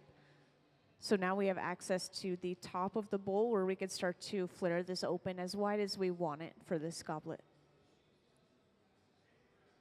And for these goblets, they have a lot of free reign in what they do with them. And so they most likely are just kind of taking those ideas from their head and applying it to that fresh glass right in the moment. They don't exactly have a blueprint that they're going off of.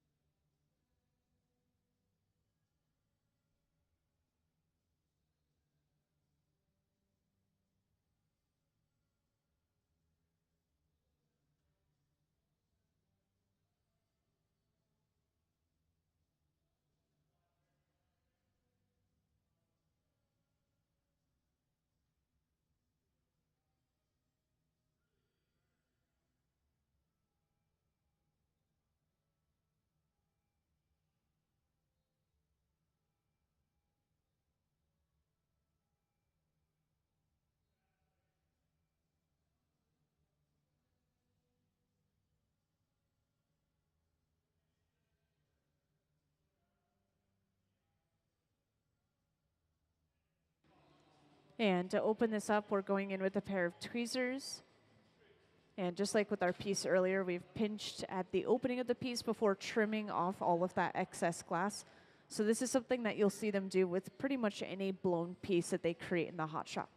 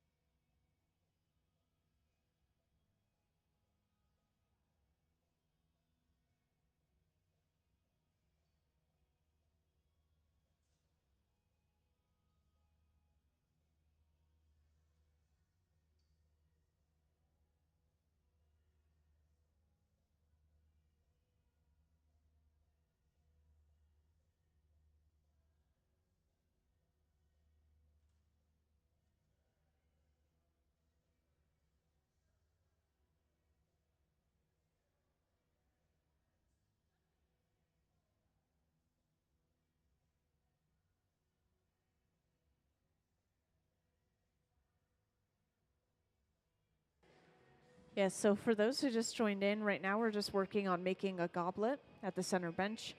And we have just finished off the bowl of the goblet. This is the drinking portion.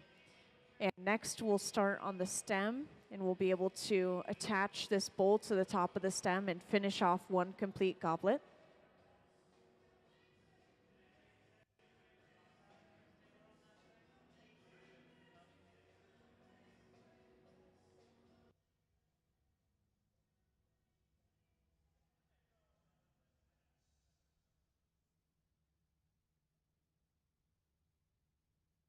And so to break this off, we are going in with a pair of shears and cutting at this connection right at the end of the pipe before tapping this off onto a heated tray. And this is carried over on that heated tray to the garage being this large silver box. This is going to keep it warm at around 1000 degrees Fahrenheit, preventing thermal shock. So now as we create the stem, this is just going to be able to rest inside of there. We could simply pull it back out later on and use it on the top of our stem.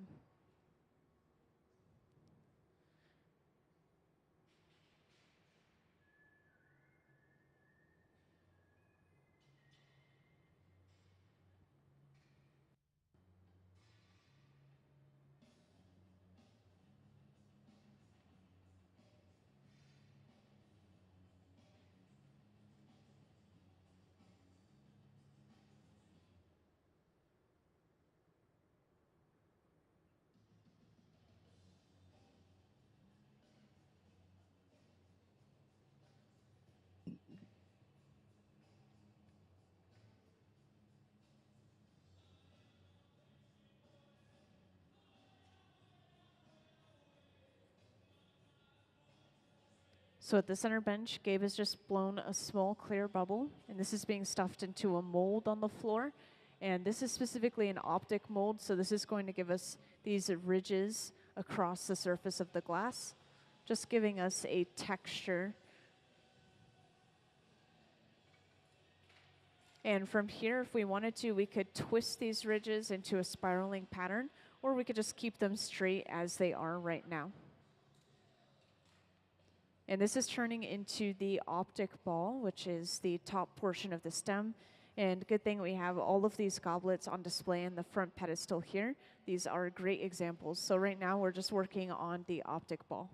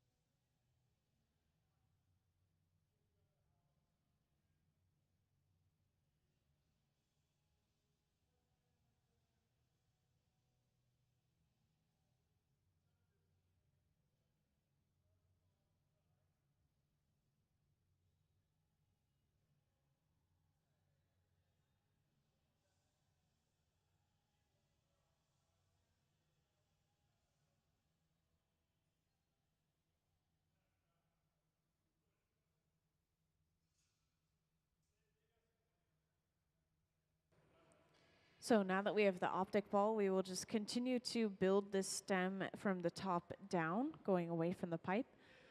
So these next bits of glass that we're adding are just going to continue the stem. This small bit of clear is going to turn into a disc or a pad that we will then attach the longest portion of our stem to, which is this solid clear cylinder that you see at the bottom.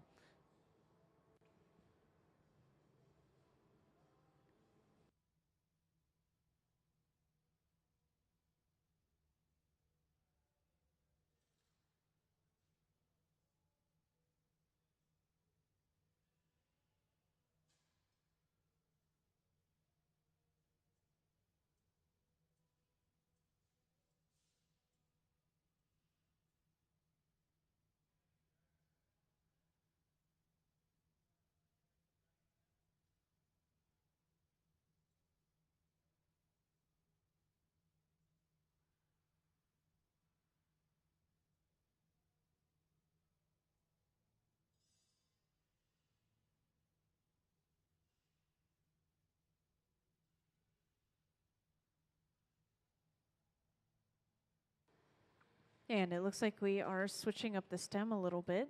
So this next bit of glass that's being attached is actually a blown bubble.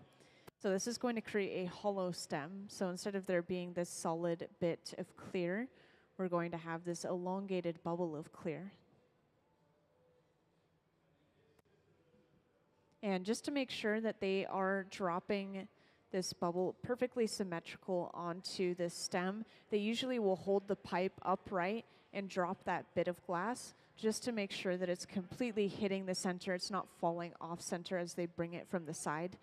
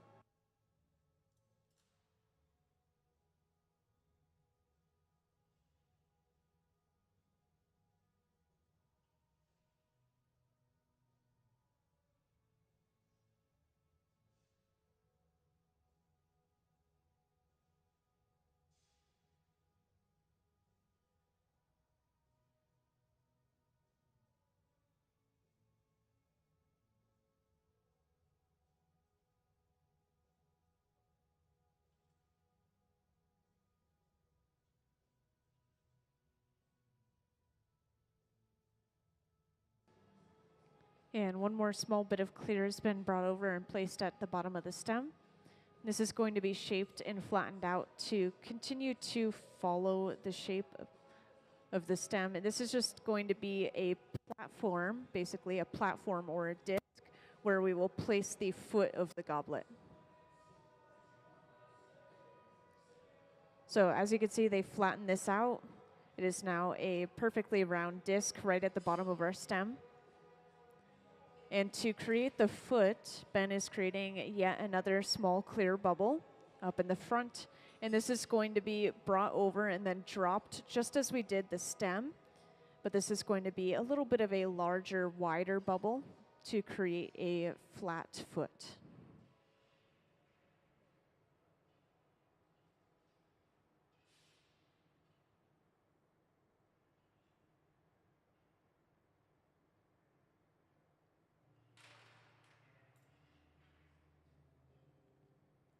So now this bubble has been brought over.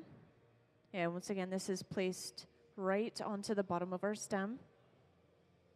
And then when they cut this off, we do have a completely sealed off bubble on the bottom of our stem. So their next steps are going to be opening this up in order to be able to go into the bubble and flare this out into a foot.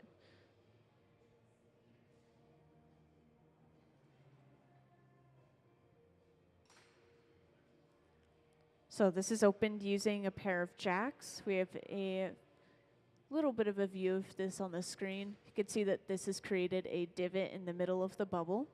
So when they break this end piece off, this is leaving them with an opening into the remaining portion of our bubble.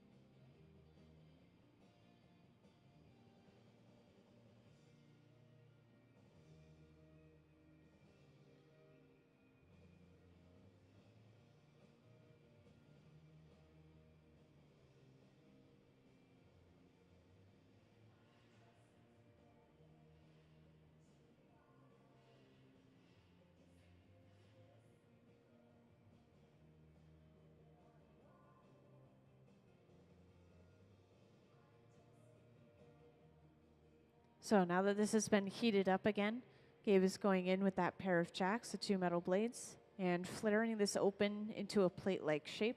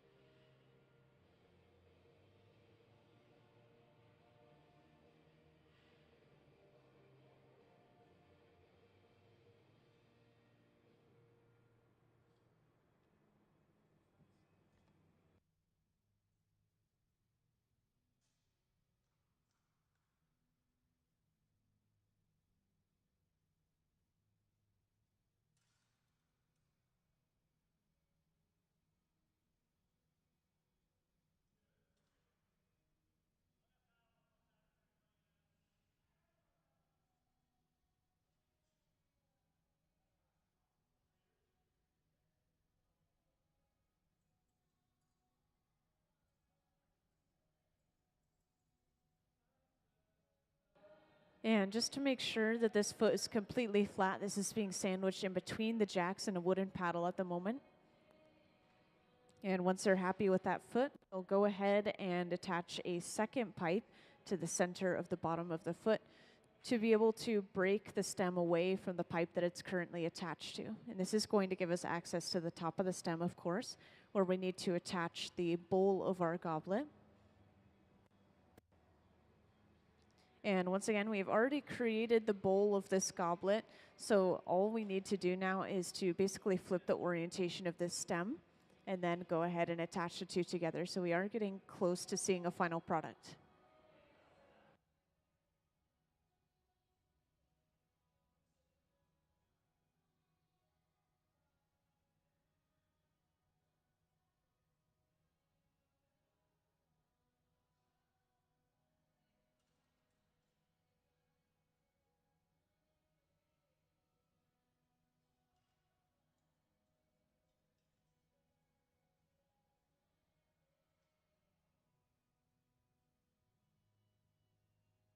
So we've just brought the punty over. This is a second pipe with a little clear attachment on the end. And after attaching this to the center of the bottom of our piece, we'll go ahead and break the stem away from its original pipe.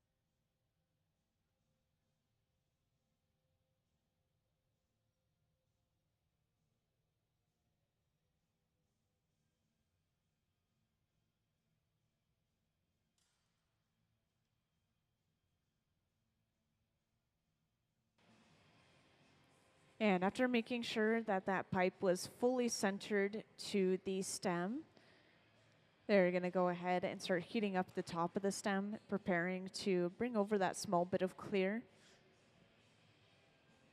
And behind the scenes as well, inside of this large silver box is where we're storing the bowl of our goblet, the drinking portion. It's just staying inside of here nice and warm at around 1,000 degrees Fahrenheit. You can see Ben in the background heating that up, getting ready to bring it over. And now they've just brought over this small bit of clear, quickly attaching it to the top of the stem. And then immediately after, they go ahead and attach the bowl to the very top of the stem as well. And this is all of the assembly that is needed for this goblet. So this is pretty much complete. We just have to make sure that everything is straightened out before getting ready to fully put it away.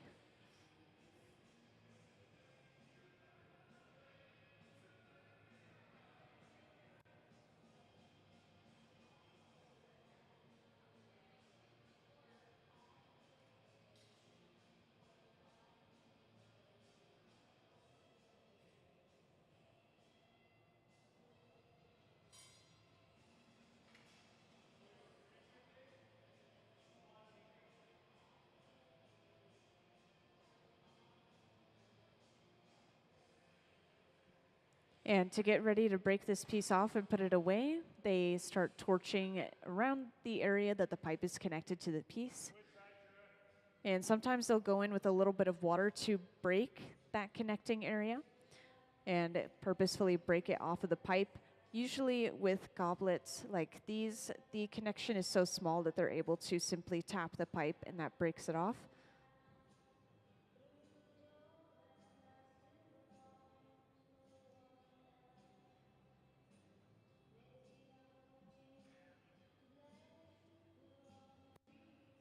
And this is broken off onto a heated fork. So it looks like we are applying some water to break it off. This heated fork will carry it over to the annealer, the large black box over on the left wall, where it will slowly cool down at least overnight so it doesn't break from thermal shock. So we won't see this piece of glass until tomorrow.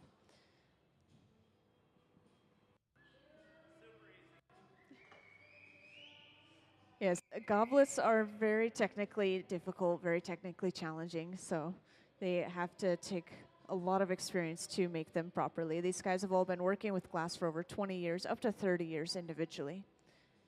And I believe that was our last piece before lunch, so if anyone has any final questions before we take our lunch, feel free to ask away. And if not, then we'll see you at around 2 p.m.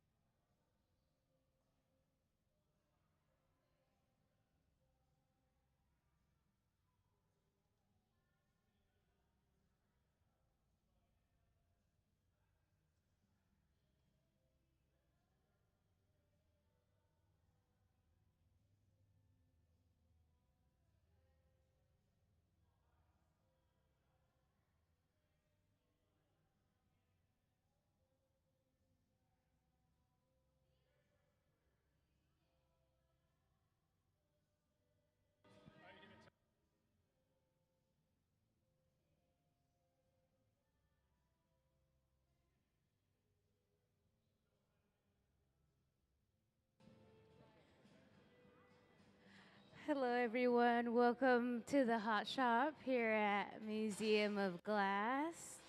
As we're getting started, I'll let you guys know how all of the ovens and machines work, and then we'll get into the process of what it is that they're actually making. Can you guys hear me okay? Okay. So everything that we do here starts in the furnace. The furnace are our large ceramic tanks that hold about 1,000 pounds of molten hot glass. They're powered by natural gas and forced air. They run 24 hours a day, 7 days a week, and they hold about 1,000 pounds of glass, and they rest at 2,100 degrees. And so they're super duper hot. This is how we start the process, by dipping a hollow steel pipe into the glass. We gather the glass and then we'll blow into it, which will create the shape of a bubble similar to the shape of a balloon. This carved out area in the glass is the catalyst for many things that are made that are hollow in glass.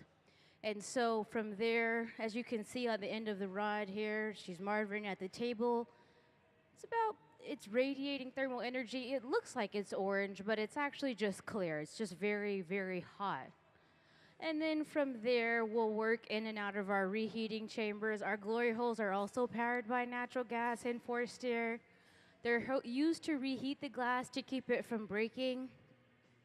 And the temperature is kept around 2,300 degrees Fahrenheit. There's no glass inside of the glory hole, there's only heat. And so today we're going to be making some of the decanters here on the podium, which is a really fun process. We'll blow out a bubble.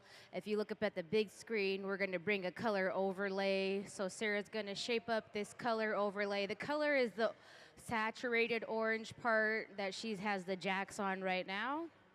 And then once it's proper, we'll lay it over the clear bubble. This color overlay will put color onto the piece.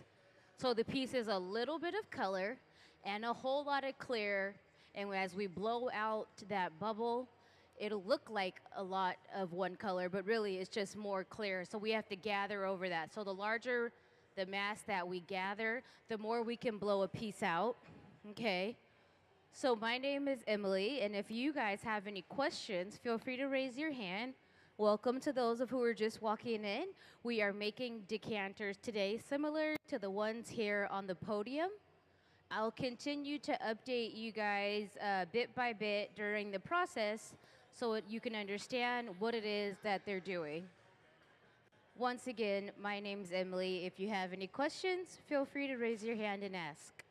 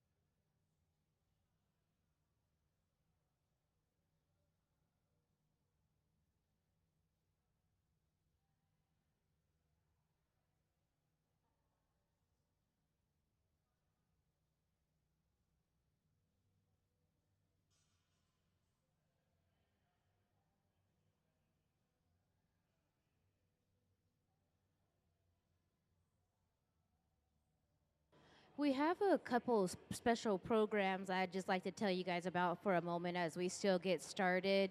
This week, Hot Shop Heroes started back up. Well, last week, Hot Shop Heroes started back up. So if you know anybody in need of art therapy that is in the line with the VA, you're welcome to refer them to our Hot Shop Heroes program, which will give them 8 weeks of free art instruction, glass blowing instruction. They work here after hours on the floor.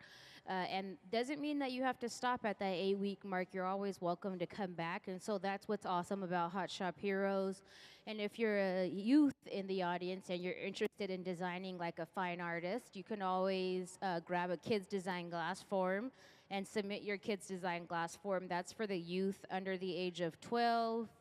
And then be on the lookout for our By the Furnace experiences. You can make your own glass with some of the Hilltop artists down here in the Hot Shop. I believe it's second and third Saturday of the month, but forgive me if I'm not correct. And then you could also do some workshops inside of the education studio, hands-on fusing project, our tack fusing. So be sure to look on our website to do more hands-on activities here at the museum. Working in the hot shop's kind of hot, so if you would like to do something a little bit more relaxed, like fusing in the Ed Studio, those options are available to you guys. And always be on the lookout for Family Day. You can always find more information at museumofglass.org. Thanks. And now as we have gathered over this initial bubble, as you can see, we'll blow out the bubble. We need to just create more air in that space because eventually we'll get it all the way to the size of the decanters here on the podium. The beginning of the process is always kind of a slow start because you need a very solid foundation before you get to your final piece. So as we continue to gather out of the furnace, that 1,000 pounds of glass doesn't just naturally replenish itself. So we have to recharge our furnaces every week or every other week, depending on how much we use the glass. So could we please see the charging the furnace video?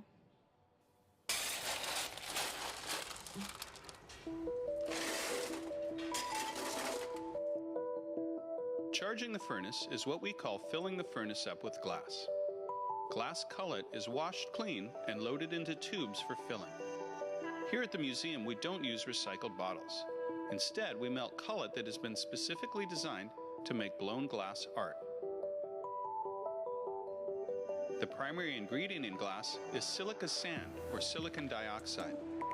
The other two main ingredients are soda, or sodium oxide, which lowers the melting temperature, and lime, or calcium oxide, to stabilize it. Once the cullet is loaded into the 2300 degree furnace, a rake is used to level the glass for even melting. The furnaces at the Museum of Glass hold approximately 1,000 pounds of clear molten glass and run continuously 24 hours a day, 7 days a week.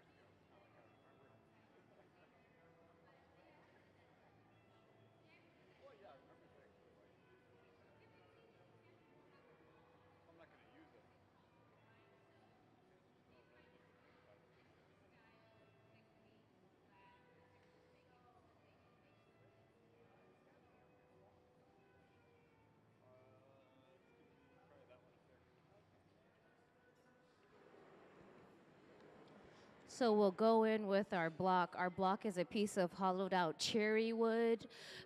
We use fruit wood in the area because it's because it's very common to the area and it lasts for a long time. It's been soaked in water, which will minimize any of the debris being stuck on the glass. So it protects the glass. The steam protects the glass. And then in with the papers. The papers are a very intimate tool for shaping. It's almost like shaping with your hand. They're just regular newspapers soaked in water. And as we rotate, we'll continue to blow out that bubble.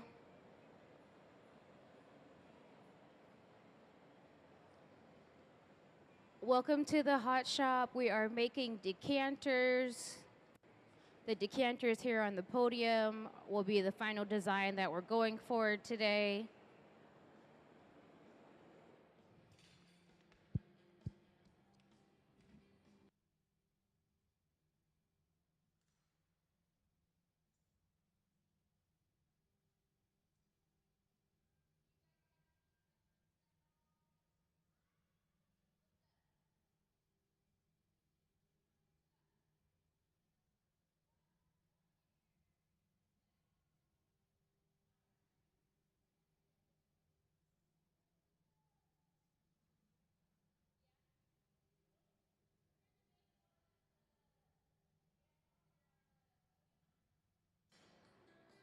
So to get that elongated neckline, we'll go in with our jacks and stretch the glass out. The jacks are a great multi-purpose tool.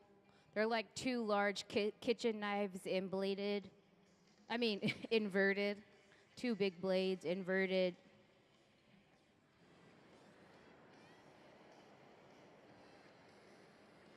This decanter will be more of a blue tone when it cools all the way down. It's very important that we keep the heat closer to the end of the pipe there because that part is the last part to go into the glory hole for reheating and the first part to come out. So what they're doing is they're ensuring that the heat is evenly spread out, and that's why he keeps flashing it. And then in with the jack line, we'll carve in a line of tension, which is a reference point to be able to remove ourselves from this pipe later. So it's the end of the pipe and the beginning of the piece.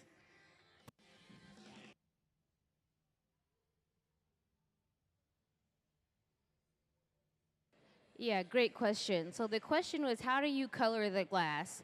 So all of the glass from out of our furnaces here start clear. And so to get color in the glass, so it looks like this if without color, of course.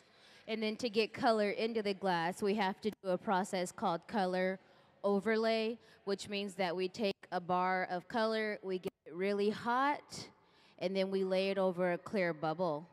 So can we please see the color overlay video for everyone that just joined us?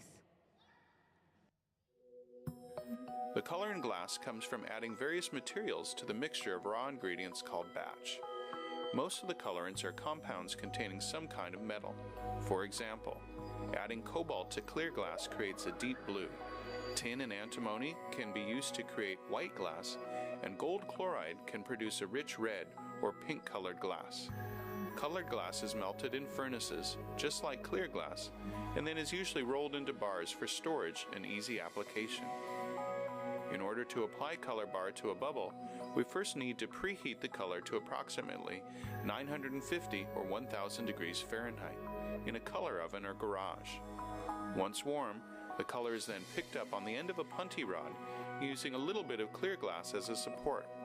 The color is then heated in the 2300 degree glory hole to soften it and make it malleable, while another artist creates a small bubble of clear glass on a blowpipe.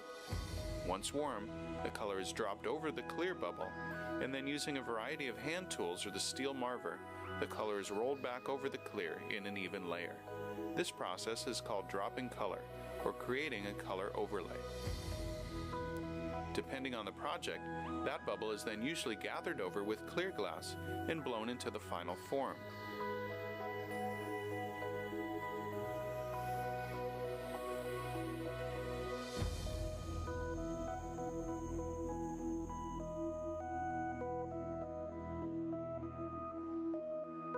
The finished product may appear to be all made from colored glass, but when viewed in cross-section, we can see that there is only a thin layer of color sandwiched between many layers of clear glass.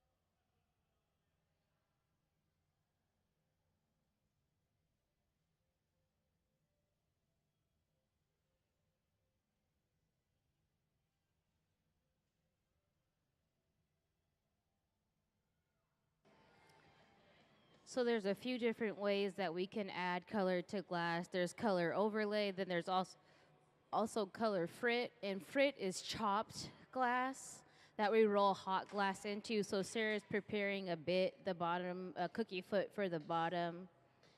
And so she's getting this orange glass super duper hot. Then she's dipping it into a bowl of chopped colored glass to be able to create the design of the foot on the bottom of the decanter.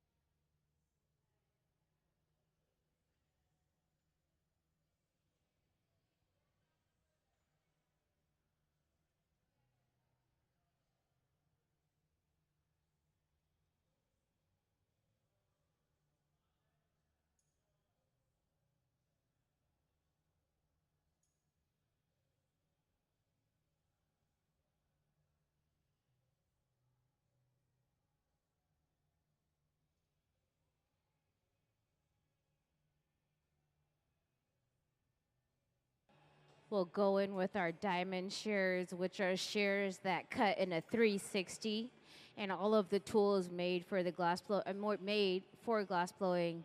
All the tools used in glass blowing are specifically made for glass blowing. Sorry about that. I kept getting caught on my words.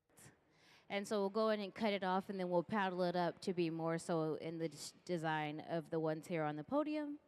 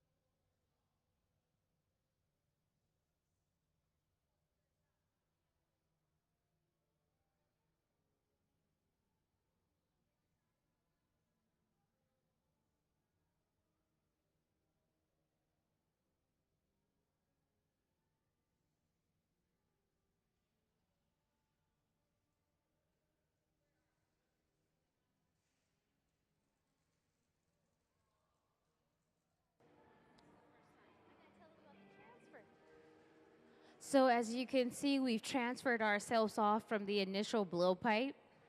We added a little bit of water to that carved line of tension, which then allowed us to remove ourselves from the blowpipe, and we transferred ourselves onto an additional rod. We refer to that as a punty rod. We'll call it a transfer rod. And then now what we're gonna do is heat up the neck, and then we'll pluck it out a little bit to make it all even, and then we'll trim it up.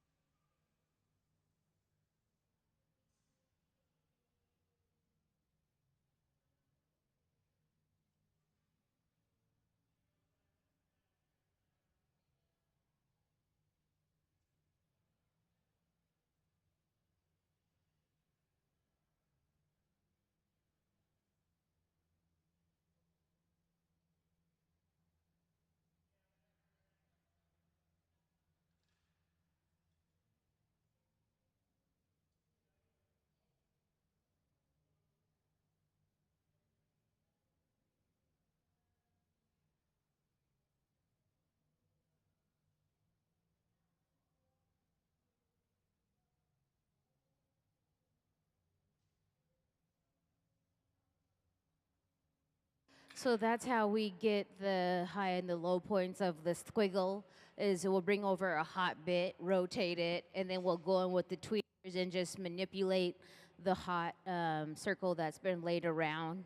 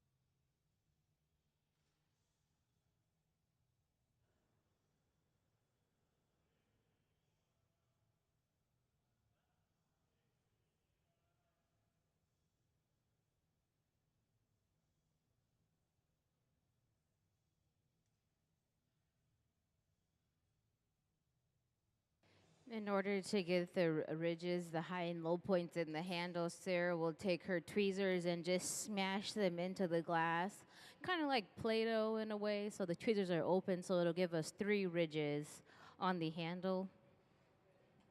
So she's preparing the handle to be brought over and laid on to the decanter.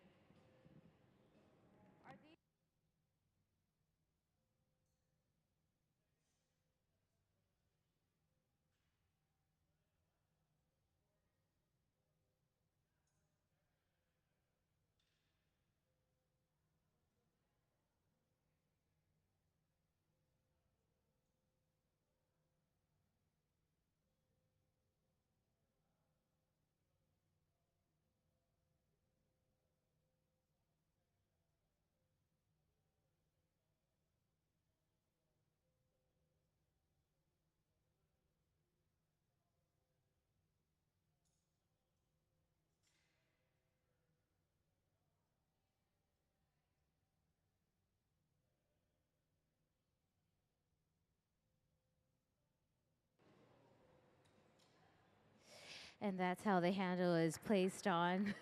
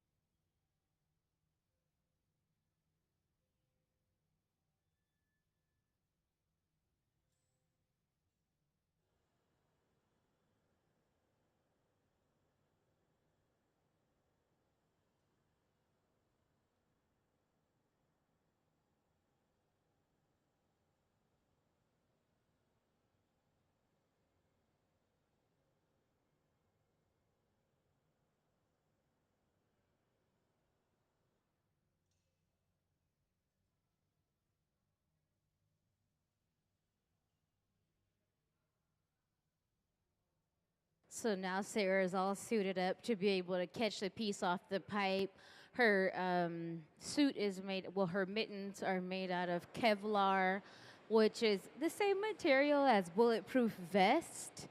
Now, what's the most interesting part about the catching a piece off the pipe is that your skin is protected, but all of that heat is still radiating through the materials. And so nothing protects you truly from the heat during the process.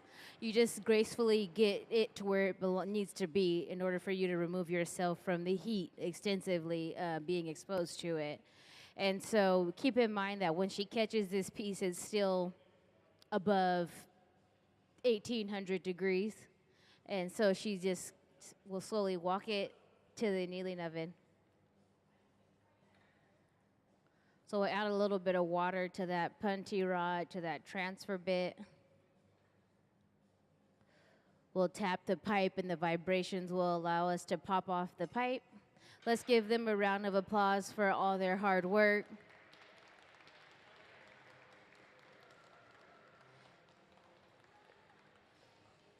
And then into the big black box it'll go. The annealing oven is where we place items to be slowly cooled down. Let's give Sarah another big round of applause. So we place items in this oven to where they'll be slowly ramped down back to room temperature to prevent thermal shock. We're gonna do it all again in just a moment. Thank you guys so much for hanging out with us here in the hot shop. What's your question?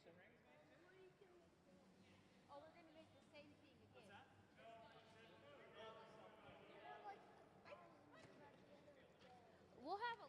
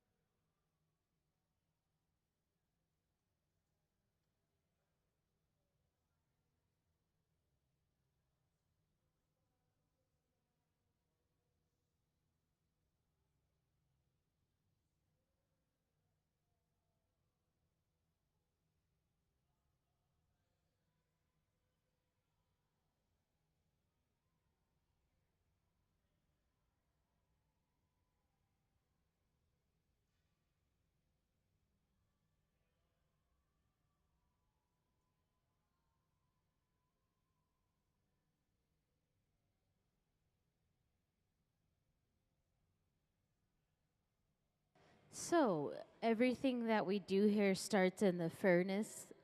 The furnace is a large ceramic tank that holds about 1,000 pounds of molten hot glass. It runs 24 hours a day, 7 days a week, and it's powered by natural gas and forced air. Dipping into the furnace is like dipping into a jar of honey, and hot glass only likes to stick to hot steel.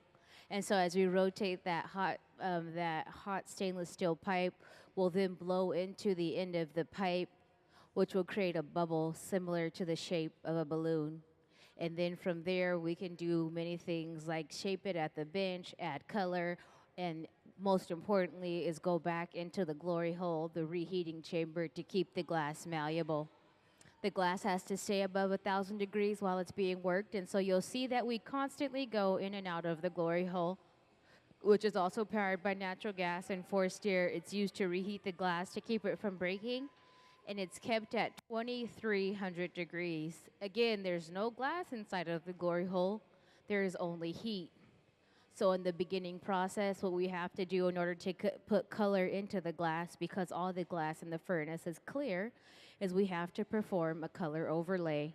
So right now, what Sarah is doing and Ben, they're preparing a color bar, and Sarah has created a small clear glass hollow bubble. And so she's already gathered the clear glass and blew out the bubble, and then Ben will come over and place a color overlay on top of the bubble. So what's orange is actually a color that is a different, you can't quite see the color because it's above 2,000 degrees, and so it's holding all the heat. We'll then take this little bit and smear it and lay it all the way over the clear bubble, add more glass, and blow out that mass of glass. So the more clear we have, the larger we can blow a piece out to be. We're making the decanters again on the right podium there in the hot shop. If you guys have any questions, feel free to ask. My name is Emily.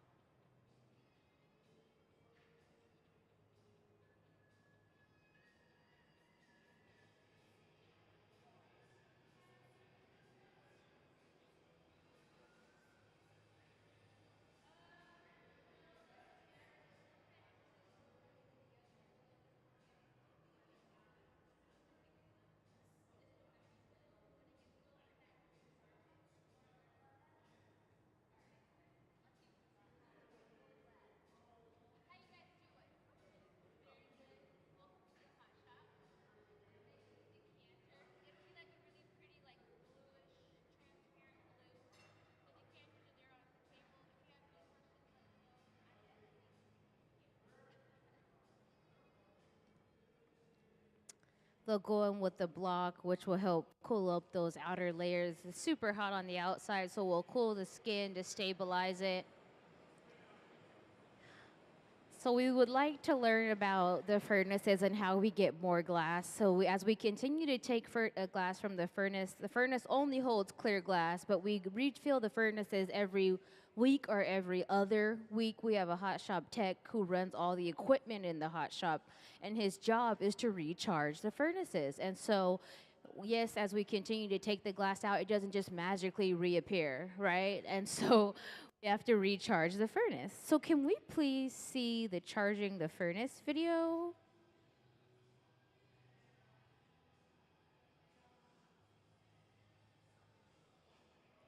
Can we please see the charging the furnace video?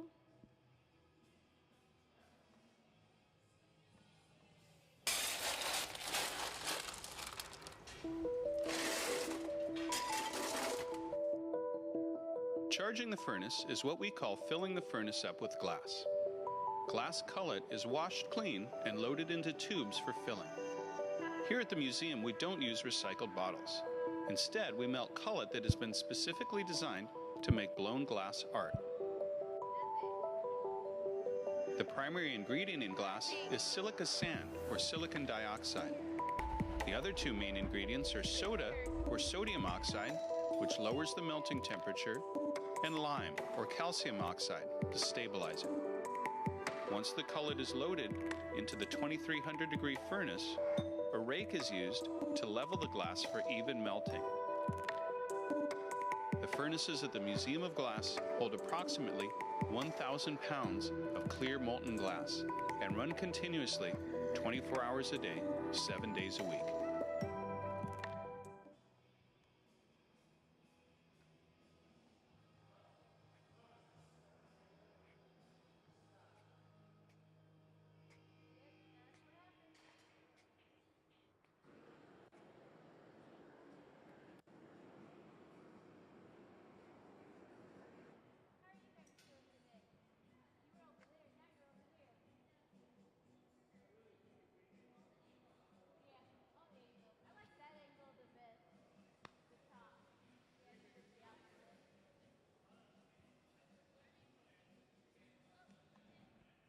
We're making the decanters over there on the podium. The line that we're carving in now is a line of tension. This is a very important part, important step, I should say, because this indicates the end of the pipe and the beginning of the piece. This is how we're going to be able to detach ourselves. So it's a reference point to detach ourselves later in the process.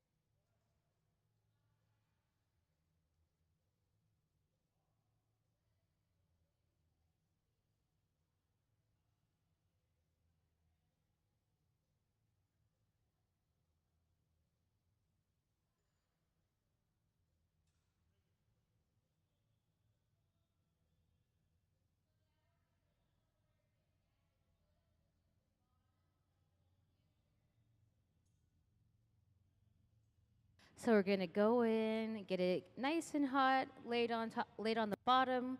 This will be the foot. What's really awesome about the tools that are designed for glass blowing is they're so special for the process.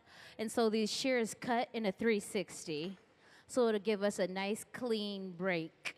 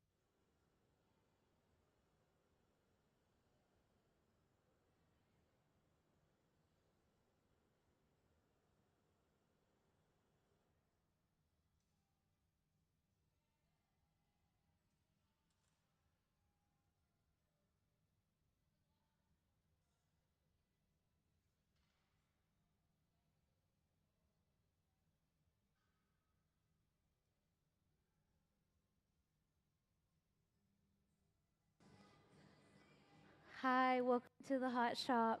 We are making decanters similar to the ones here on the podium.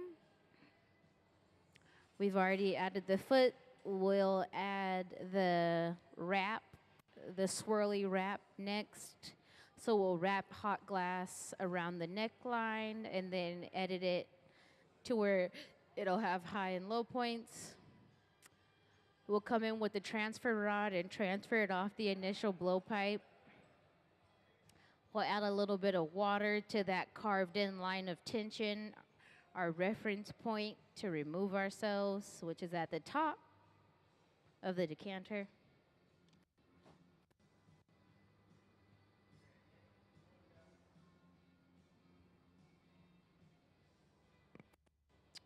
A little bit of water and a knock on the pipe. The vibrations will help set the glass free. So what you don't know is that when that glass when it gets knocked off, it naturally pulls down. And so they'll follow it down and then bring it back up. So it's better to go with gravity than against it.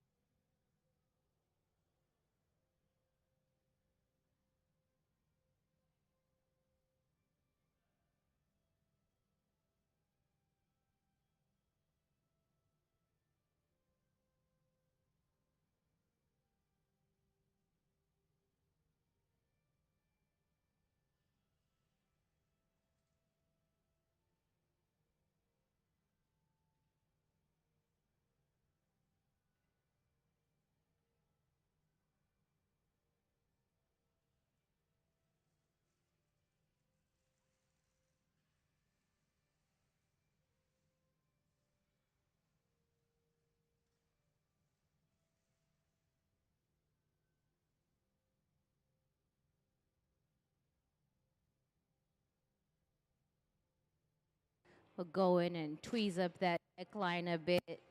Then we'll shear it up into that teardrop shape.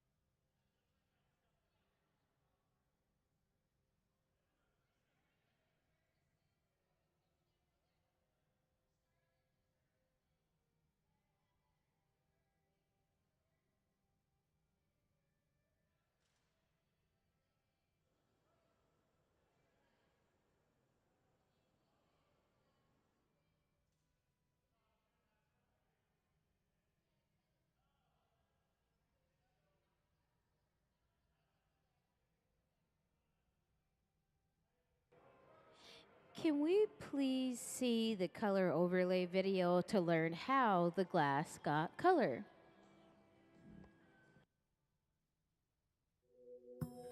The color in glass comes from adding various materials to the mixture of raw ingredients called batch.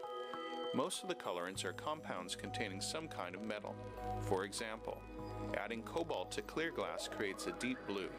Tin and antimony can be used to create white glass, and gold chloride can produce a rich red or pink colored glass. Colored glass is melted in furnaces, just like clear glass, and then is usually rolled into bars for storage and easy application. In order to apply color bar to a bubble, we first need to preheat the color to approximately 950 or 1000 degrees Fahrenheit in a color oven or garage. Once warm, the color is then picked up on the end of a punty rod using a little bit of clear glass as a support. The color is then heated in the 2300 degree glory hole to soften it and make it malleable, while another artist creates a small bubble of clear glass on a blowpipe. Once warm, the color is dropped over the clear bubble, and then using a variety of hand tools or the steel marver, the color is rolled back over the clear in an even layer. This process is called dropping color, or creating a color overlay. Depending on the project, that bubble is then usually gathered over with clear glass and blown into the final form.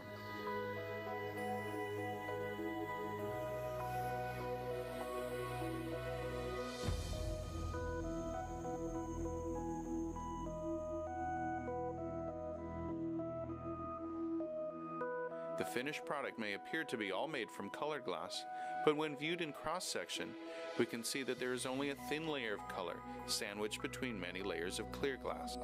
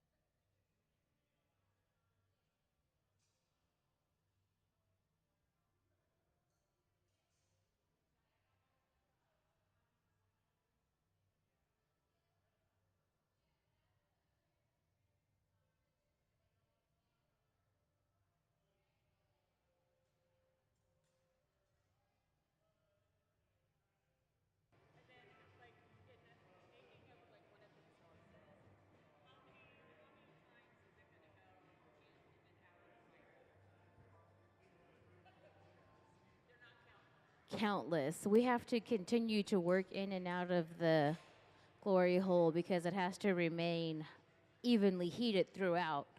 First, it has to remain above 1,000 degrees. Second, it has to remain evenly heated.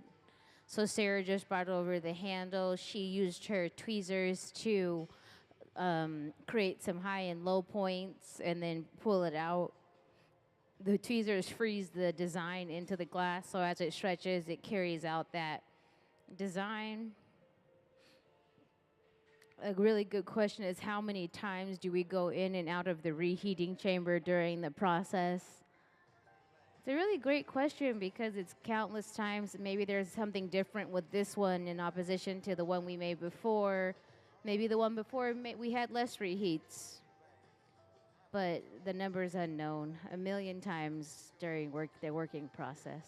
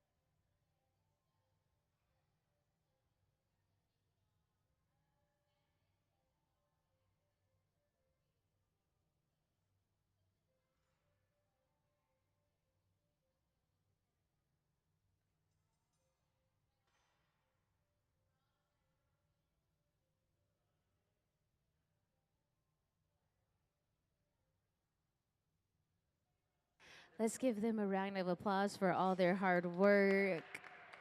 Into the kneeling oven, it'll go where it'll rest until about tomorrow around this time. Let's give Sarah one more big hand for carrying that hot piece into the oven. Yeah. Yeah.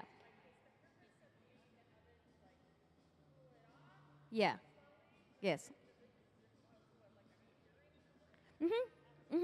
So as the temperature of the piece is brought down, it's the oven's held at a steady temperature. So when the piece meets that number, it'll cool it back down. So it'll naturally bring it back down, and so it's a slow cooling process. So it's curing it during the cooling.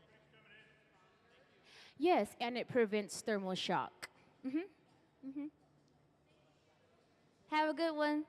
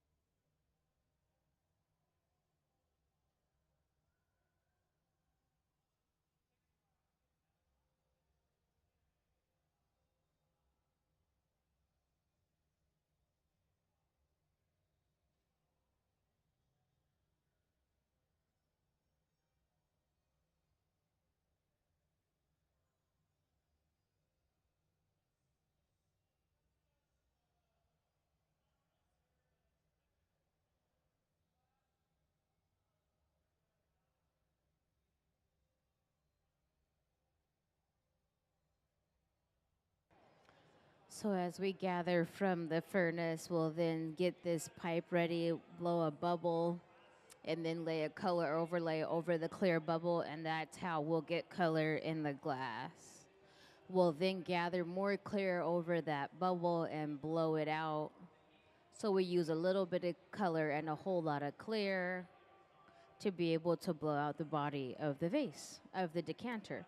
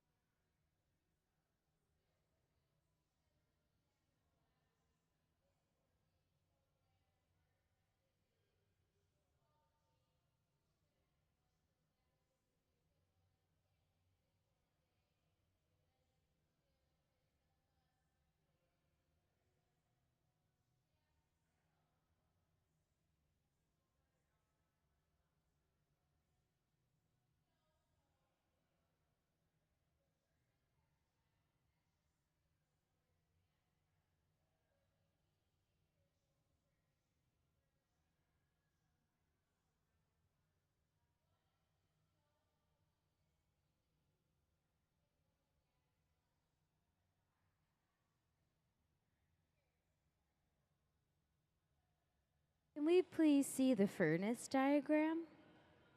So the furnace is where we gather the glass from. The furnace rests at about 2100 degrees. It's powered by natural gas and forced air. So the furnace is the one that Gabe is spraying water into right now.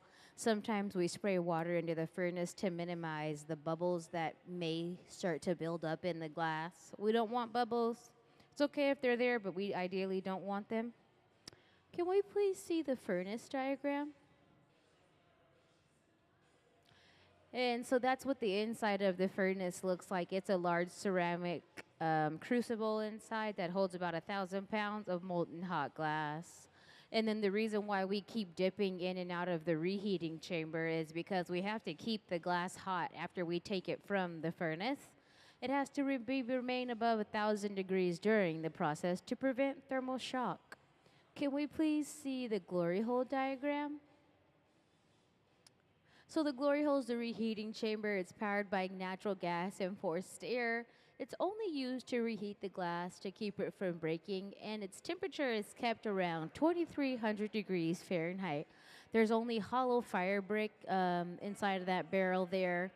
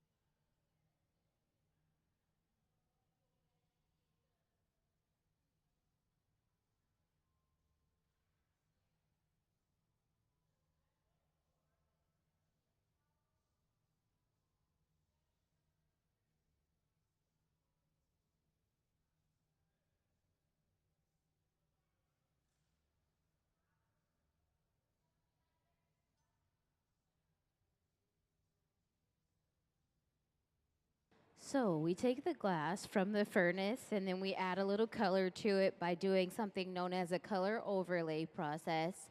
Because all of the glass in the furnace is clear, we have to add color and then we stretched it out and we blow into the end of the pipe. While Gabe is shaping it, Sarah blows into the end of that pipe and he's controlling the shape. We have to go back into the reheating chamber. There's no glass in that chamber, there's only thermal energy. The reheating chamber is about 2,300 degrees, and so it's very, very hot. And then he'll continue to shape it to his liking. Sarah's gonna go into the furnace now. The furnace is about 2,100 degrees, and as we gather from the furnace, we'll be able to collect some hot glass. It's very similar to like dipping into a jar of honey. And so as she gathers that really hot glass, she's gonna let it rest for a moment so she can help it stabilize itself. And then she's gonna dip it into a bowl of frit. And frit is chopped glass. It's chopped colored glass, which will give us the bottom, which is the foot of the vase. And so if you look at the podium there, the feet on those on those decanters are orange and green and blue. We're going to add a lime green foot to this decanter.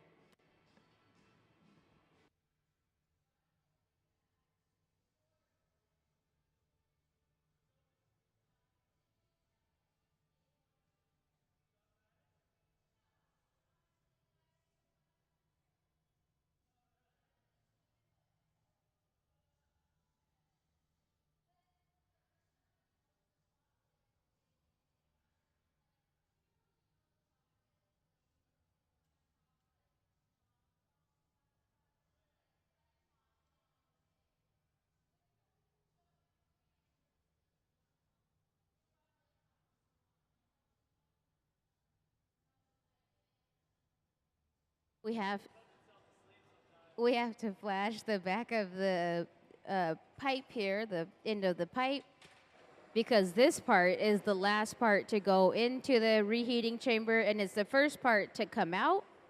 And so we have to make sure that all of the heat is evenly distributed. And that is why we use the fluffy torch.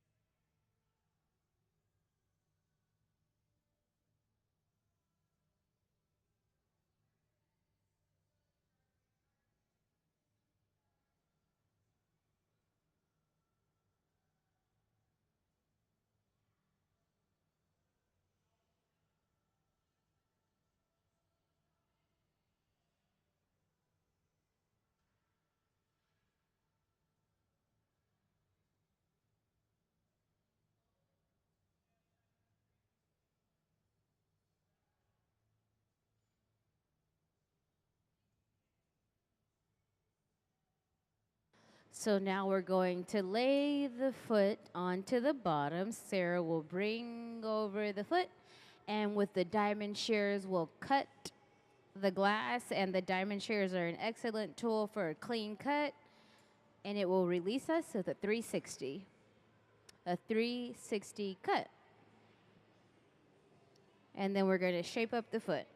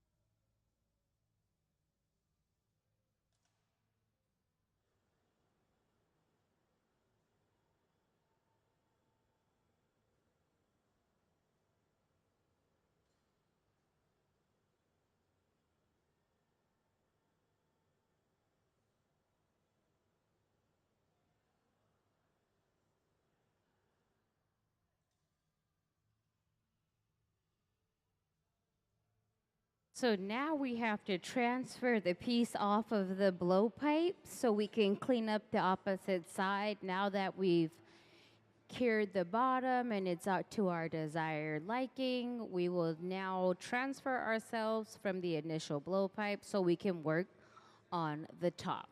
So Sarah is going to bring over a punty rod. Once she's properly attached and that punty cools down a bit, we'll add a little bit of water to our to our jack line, and we'll remove ourselves.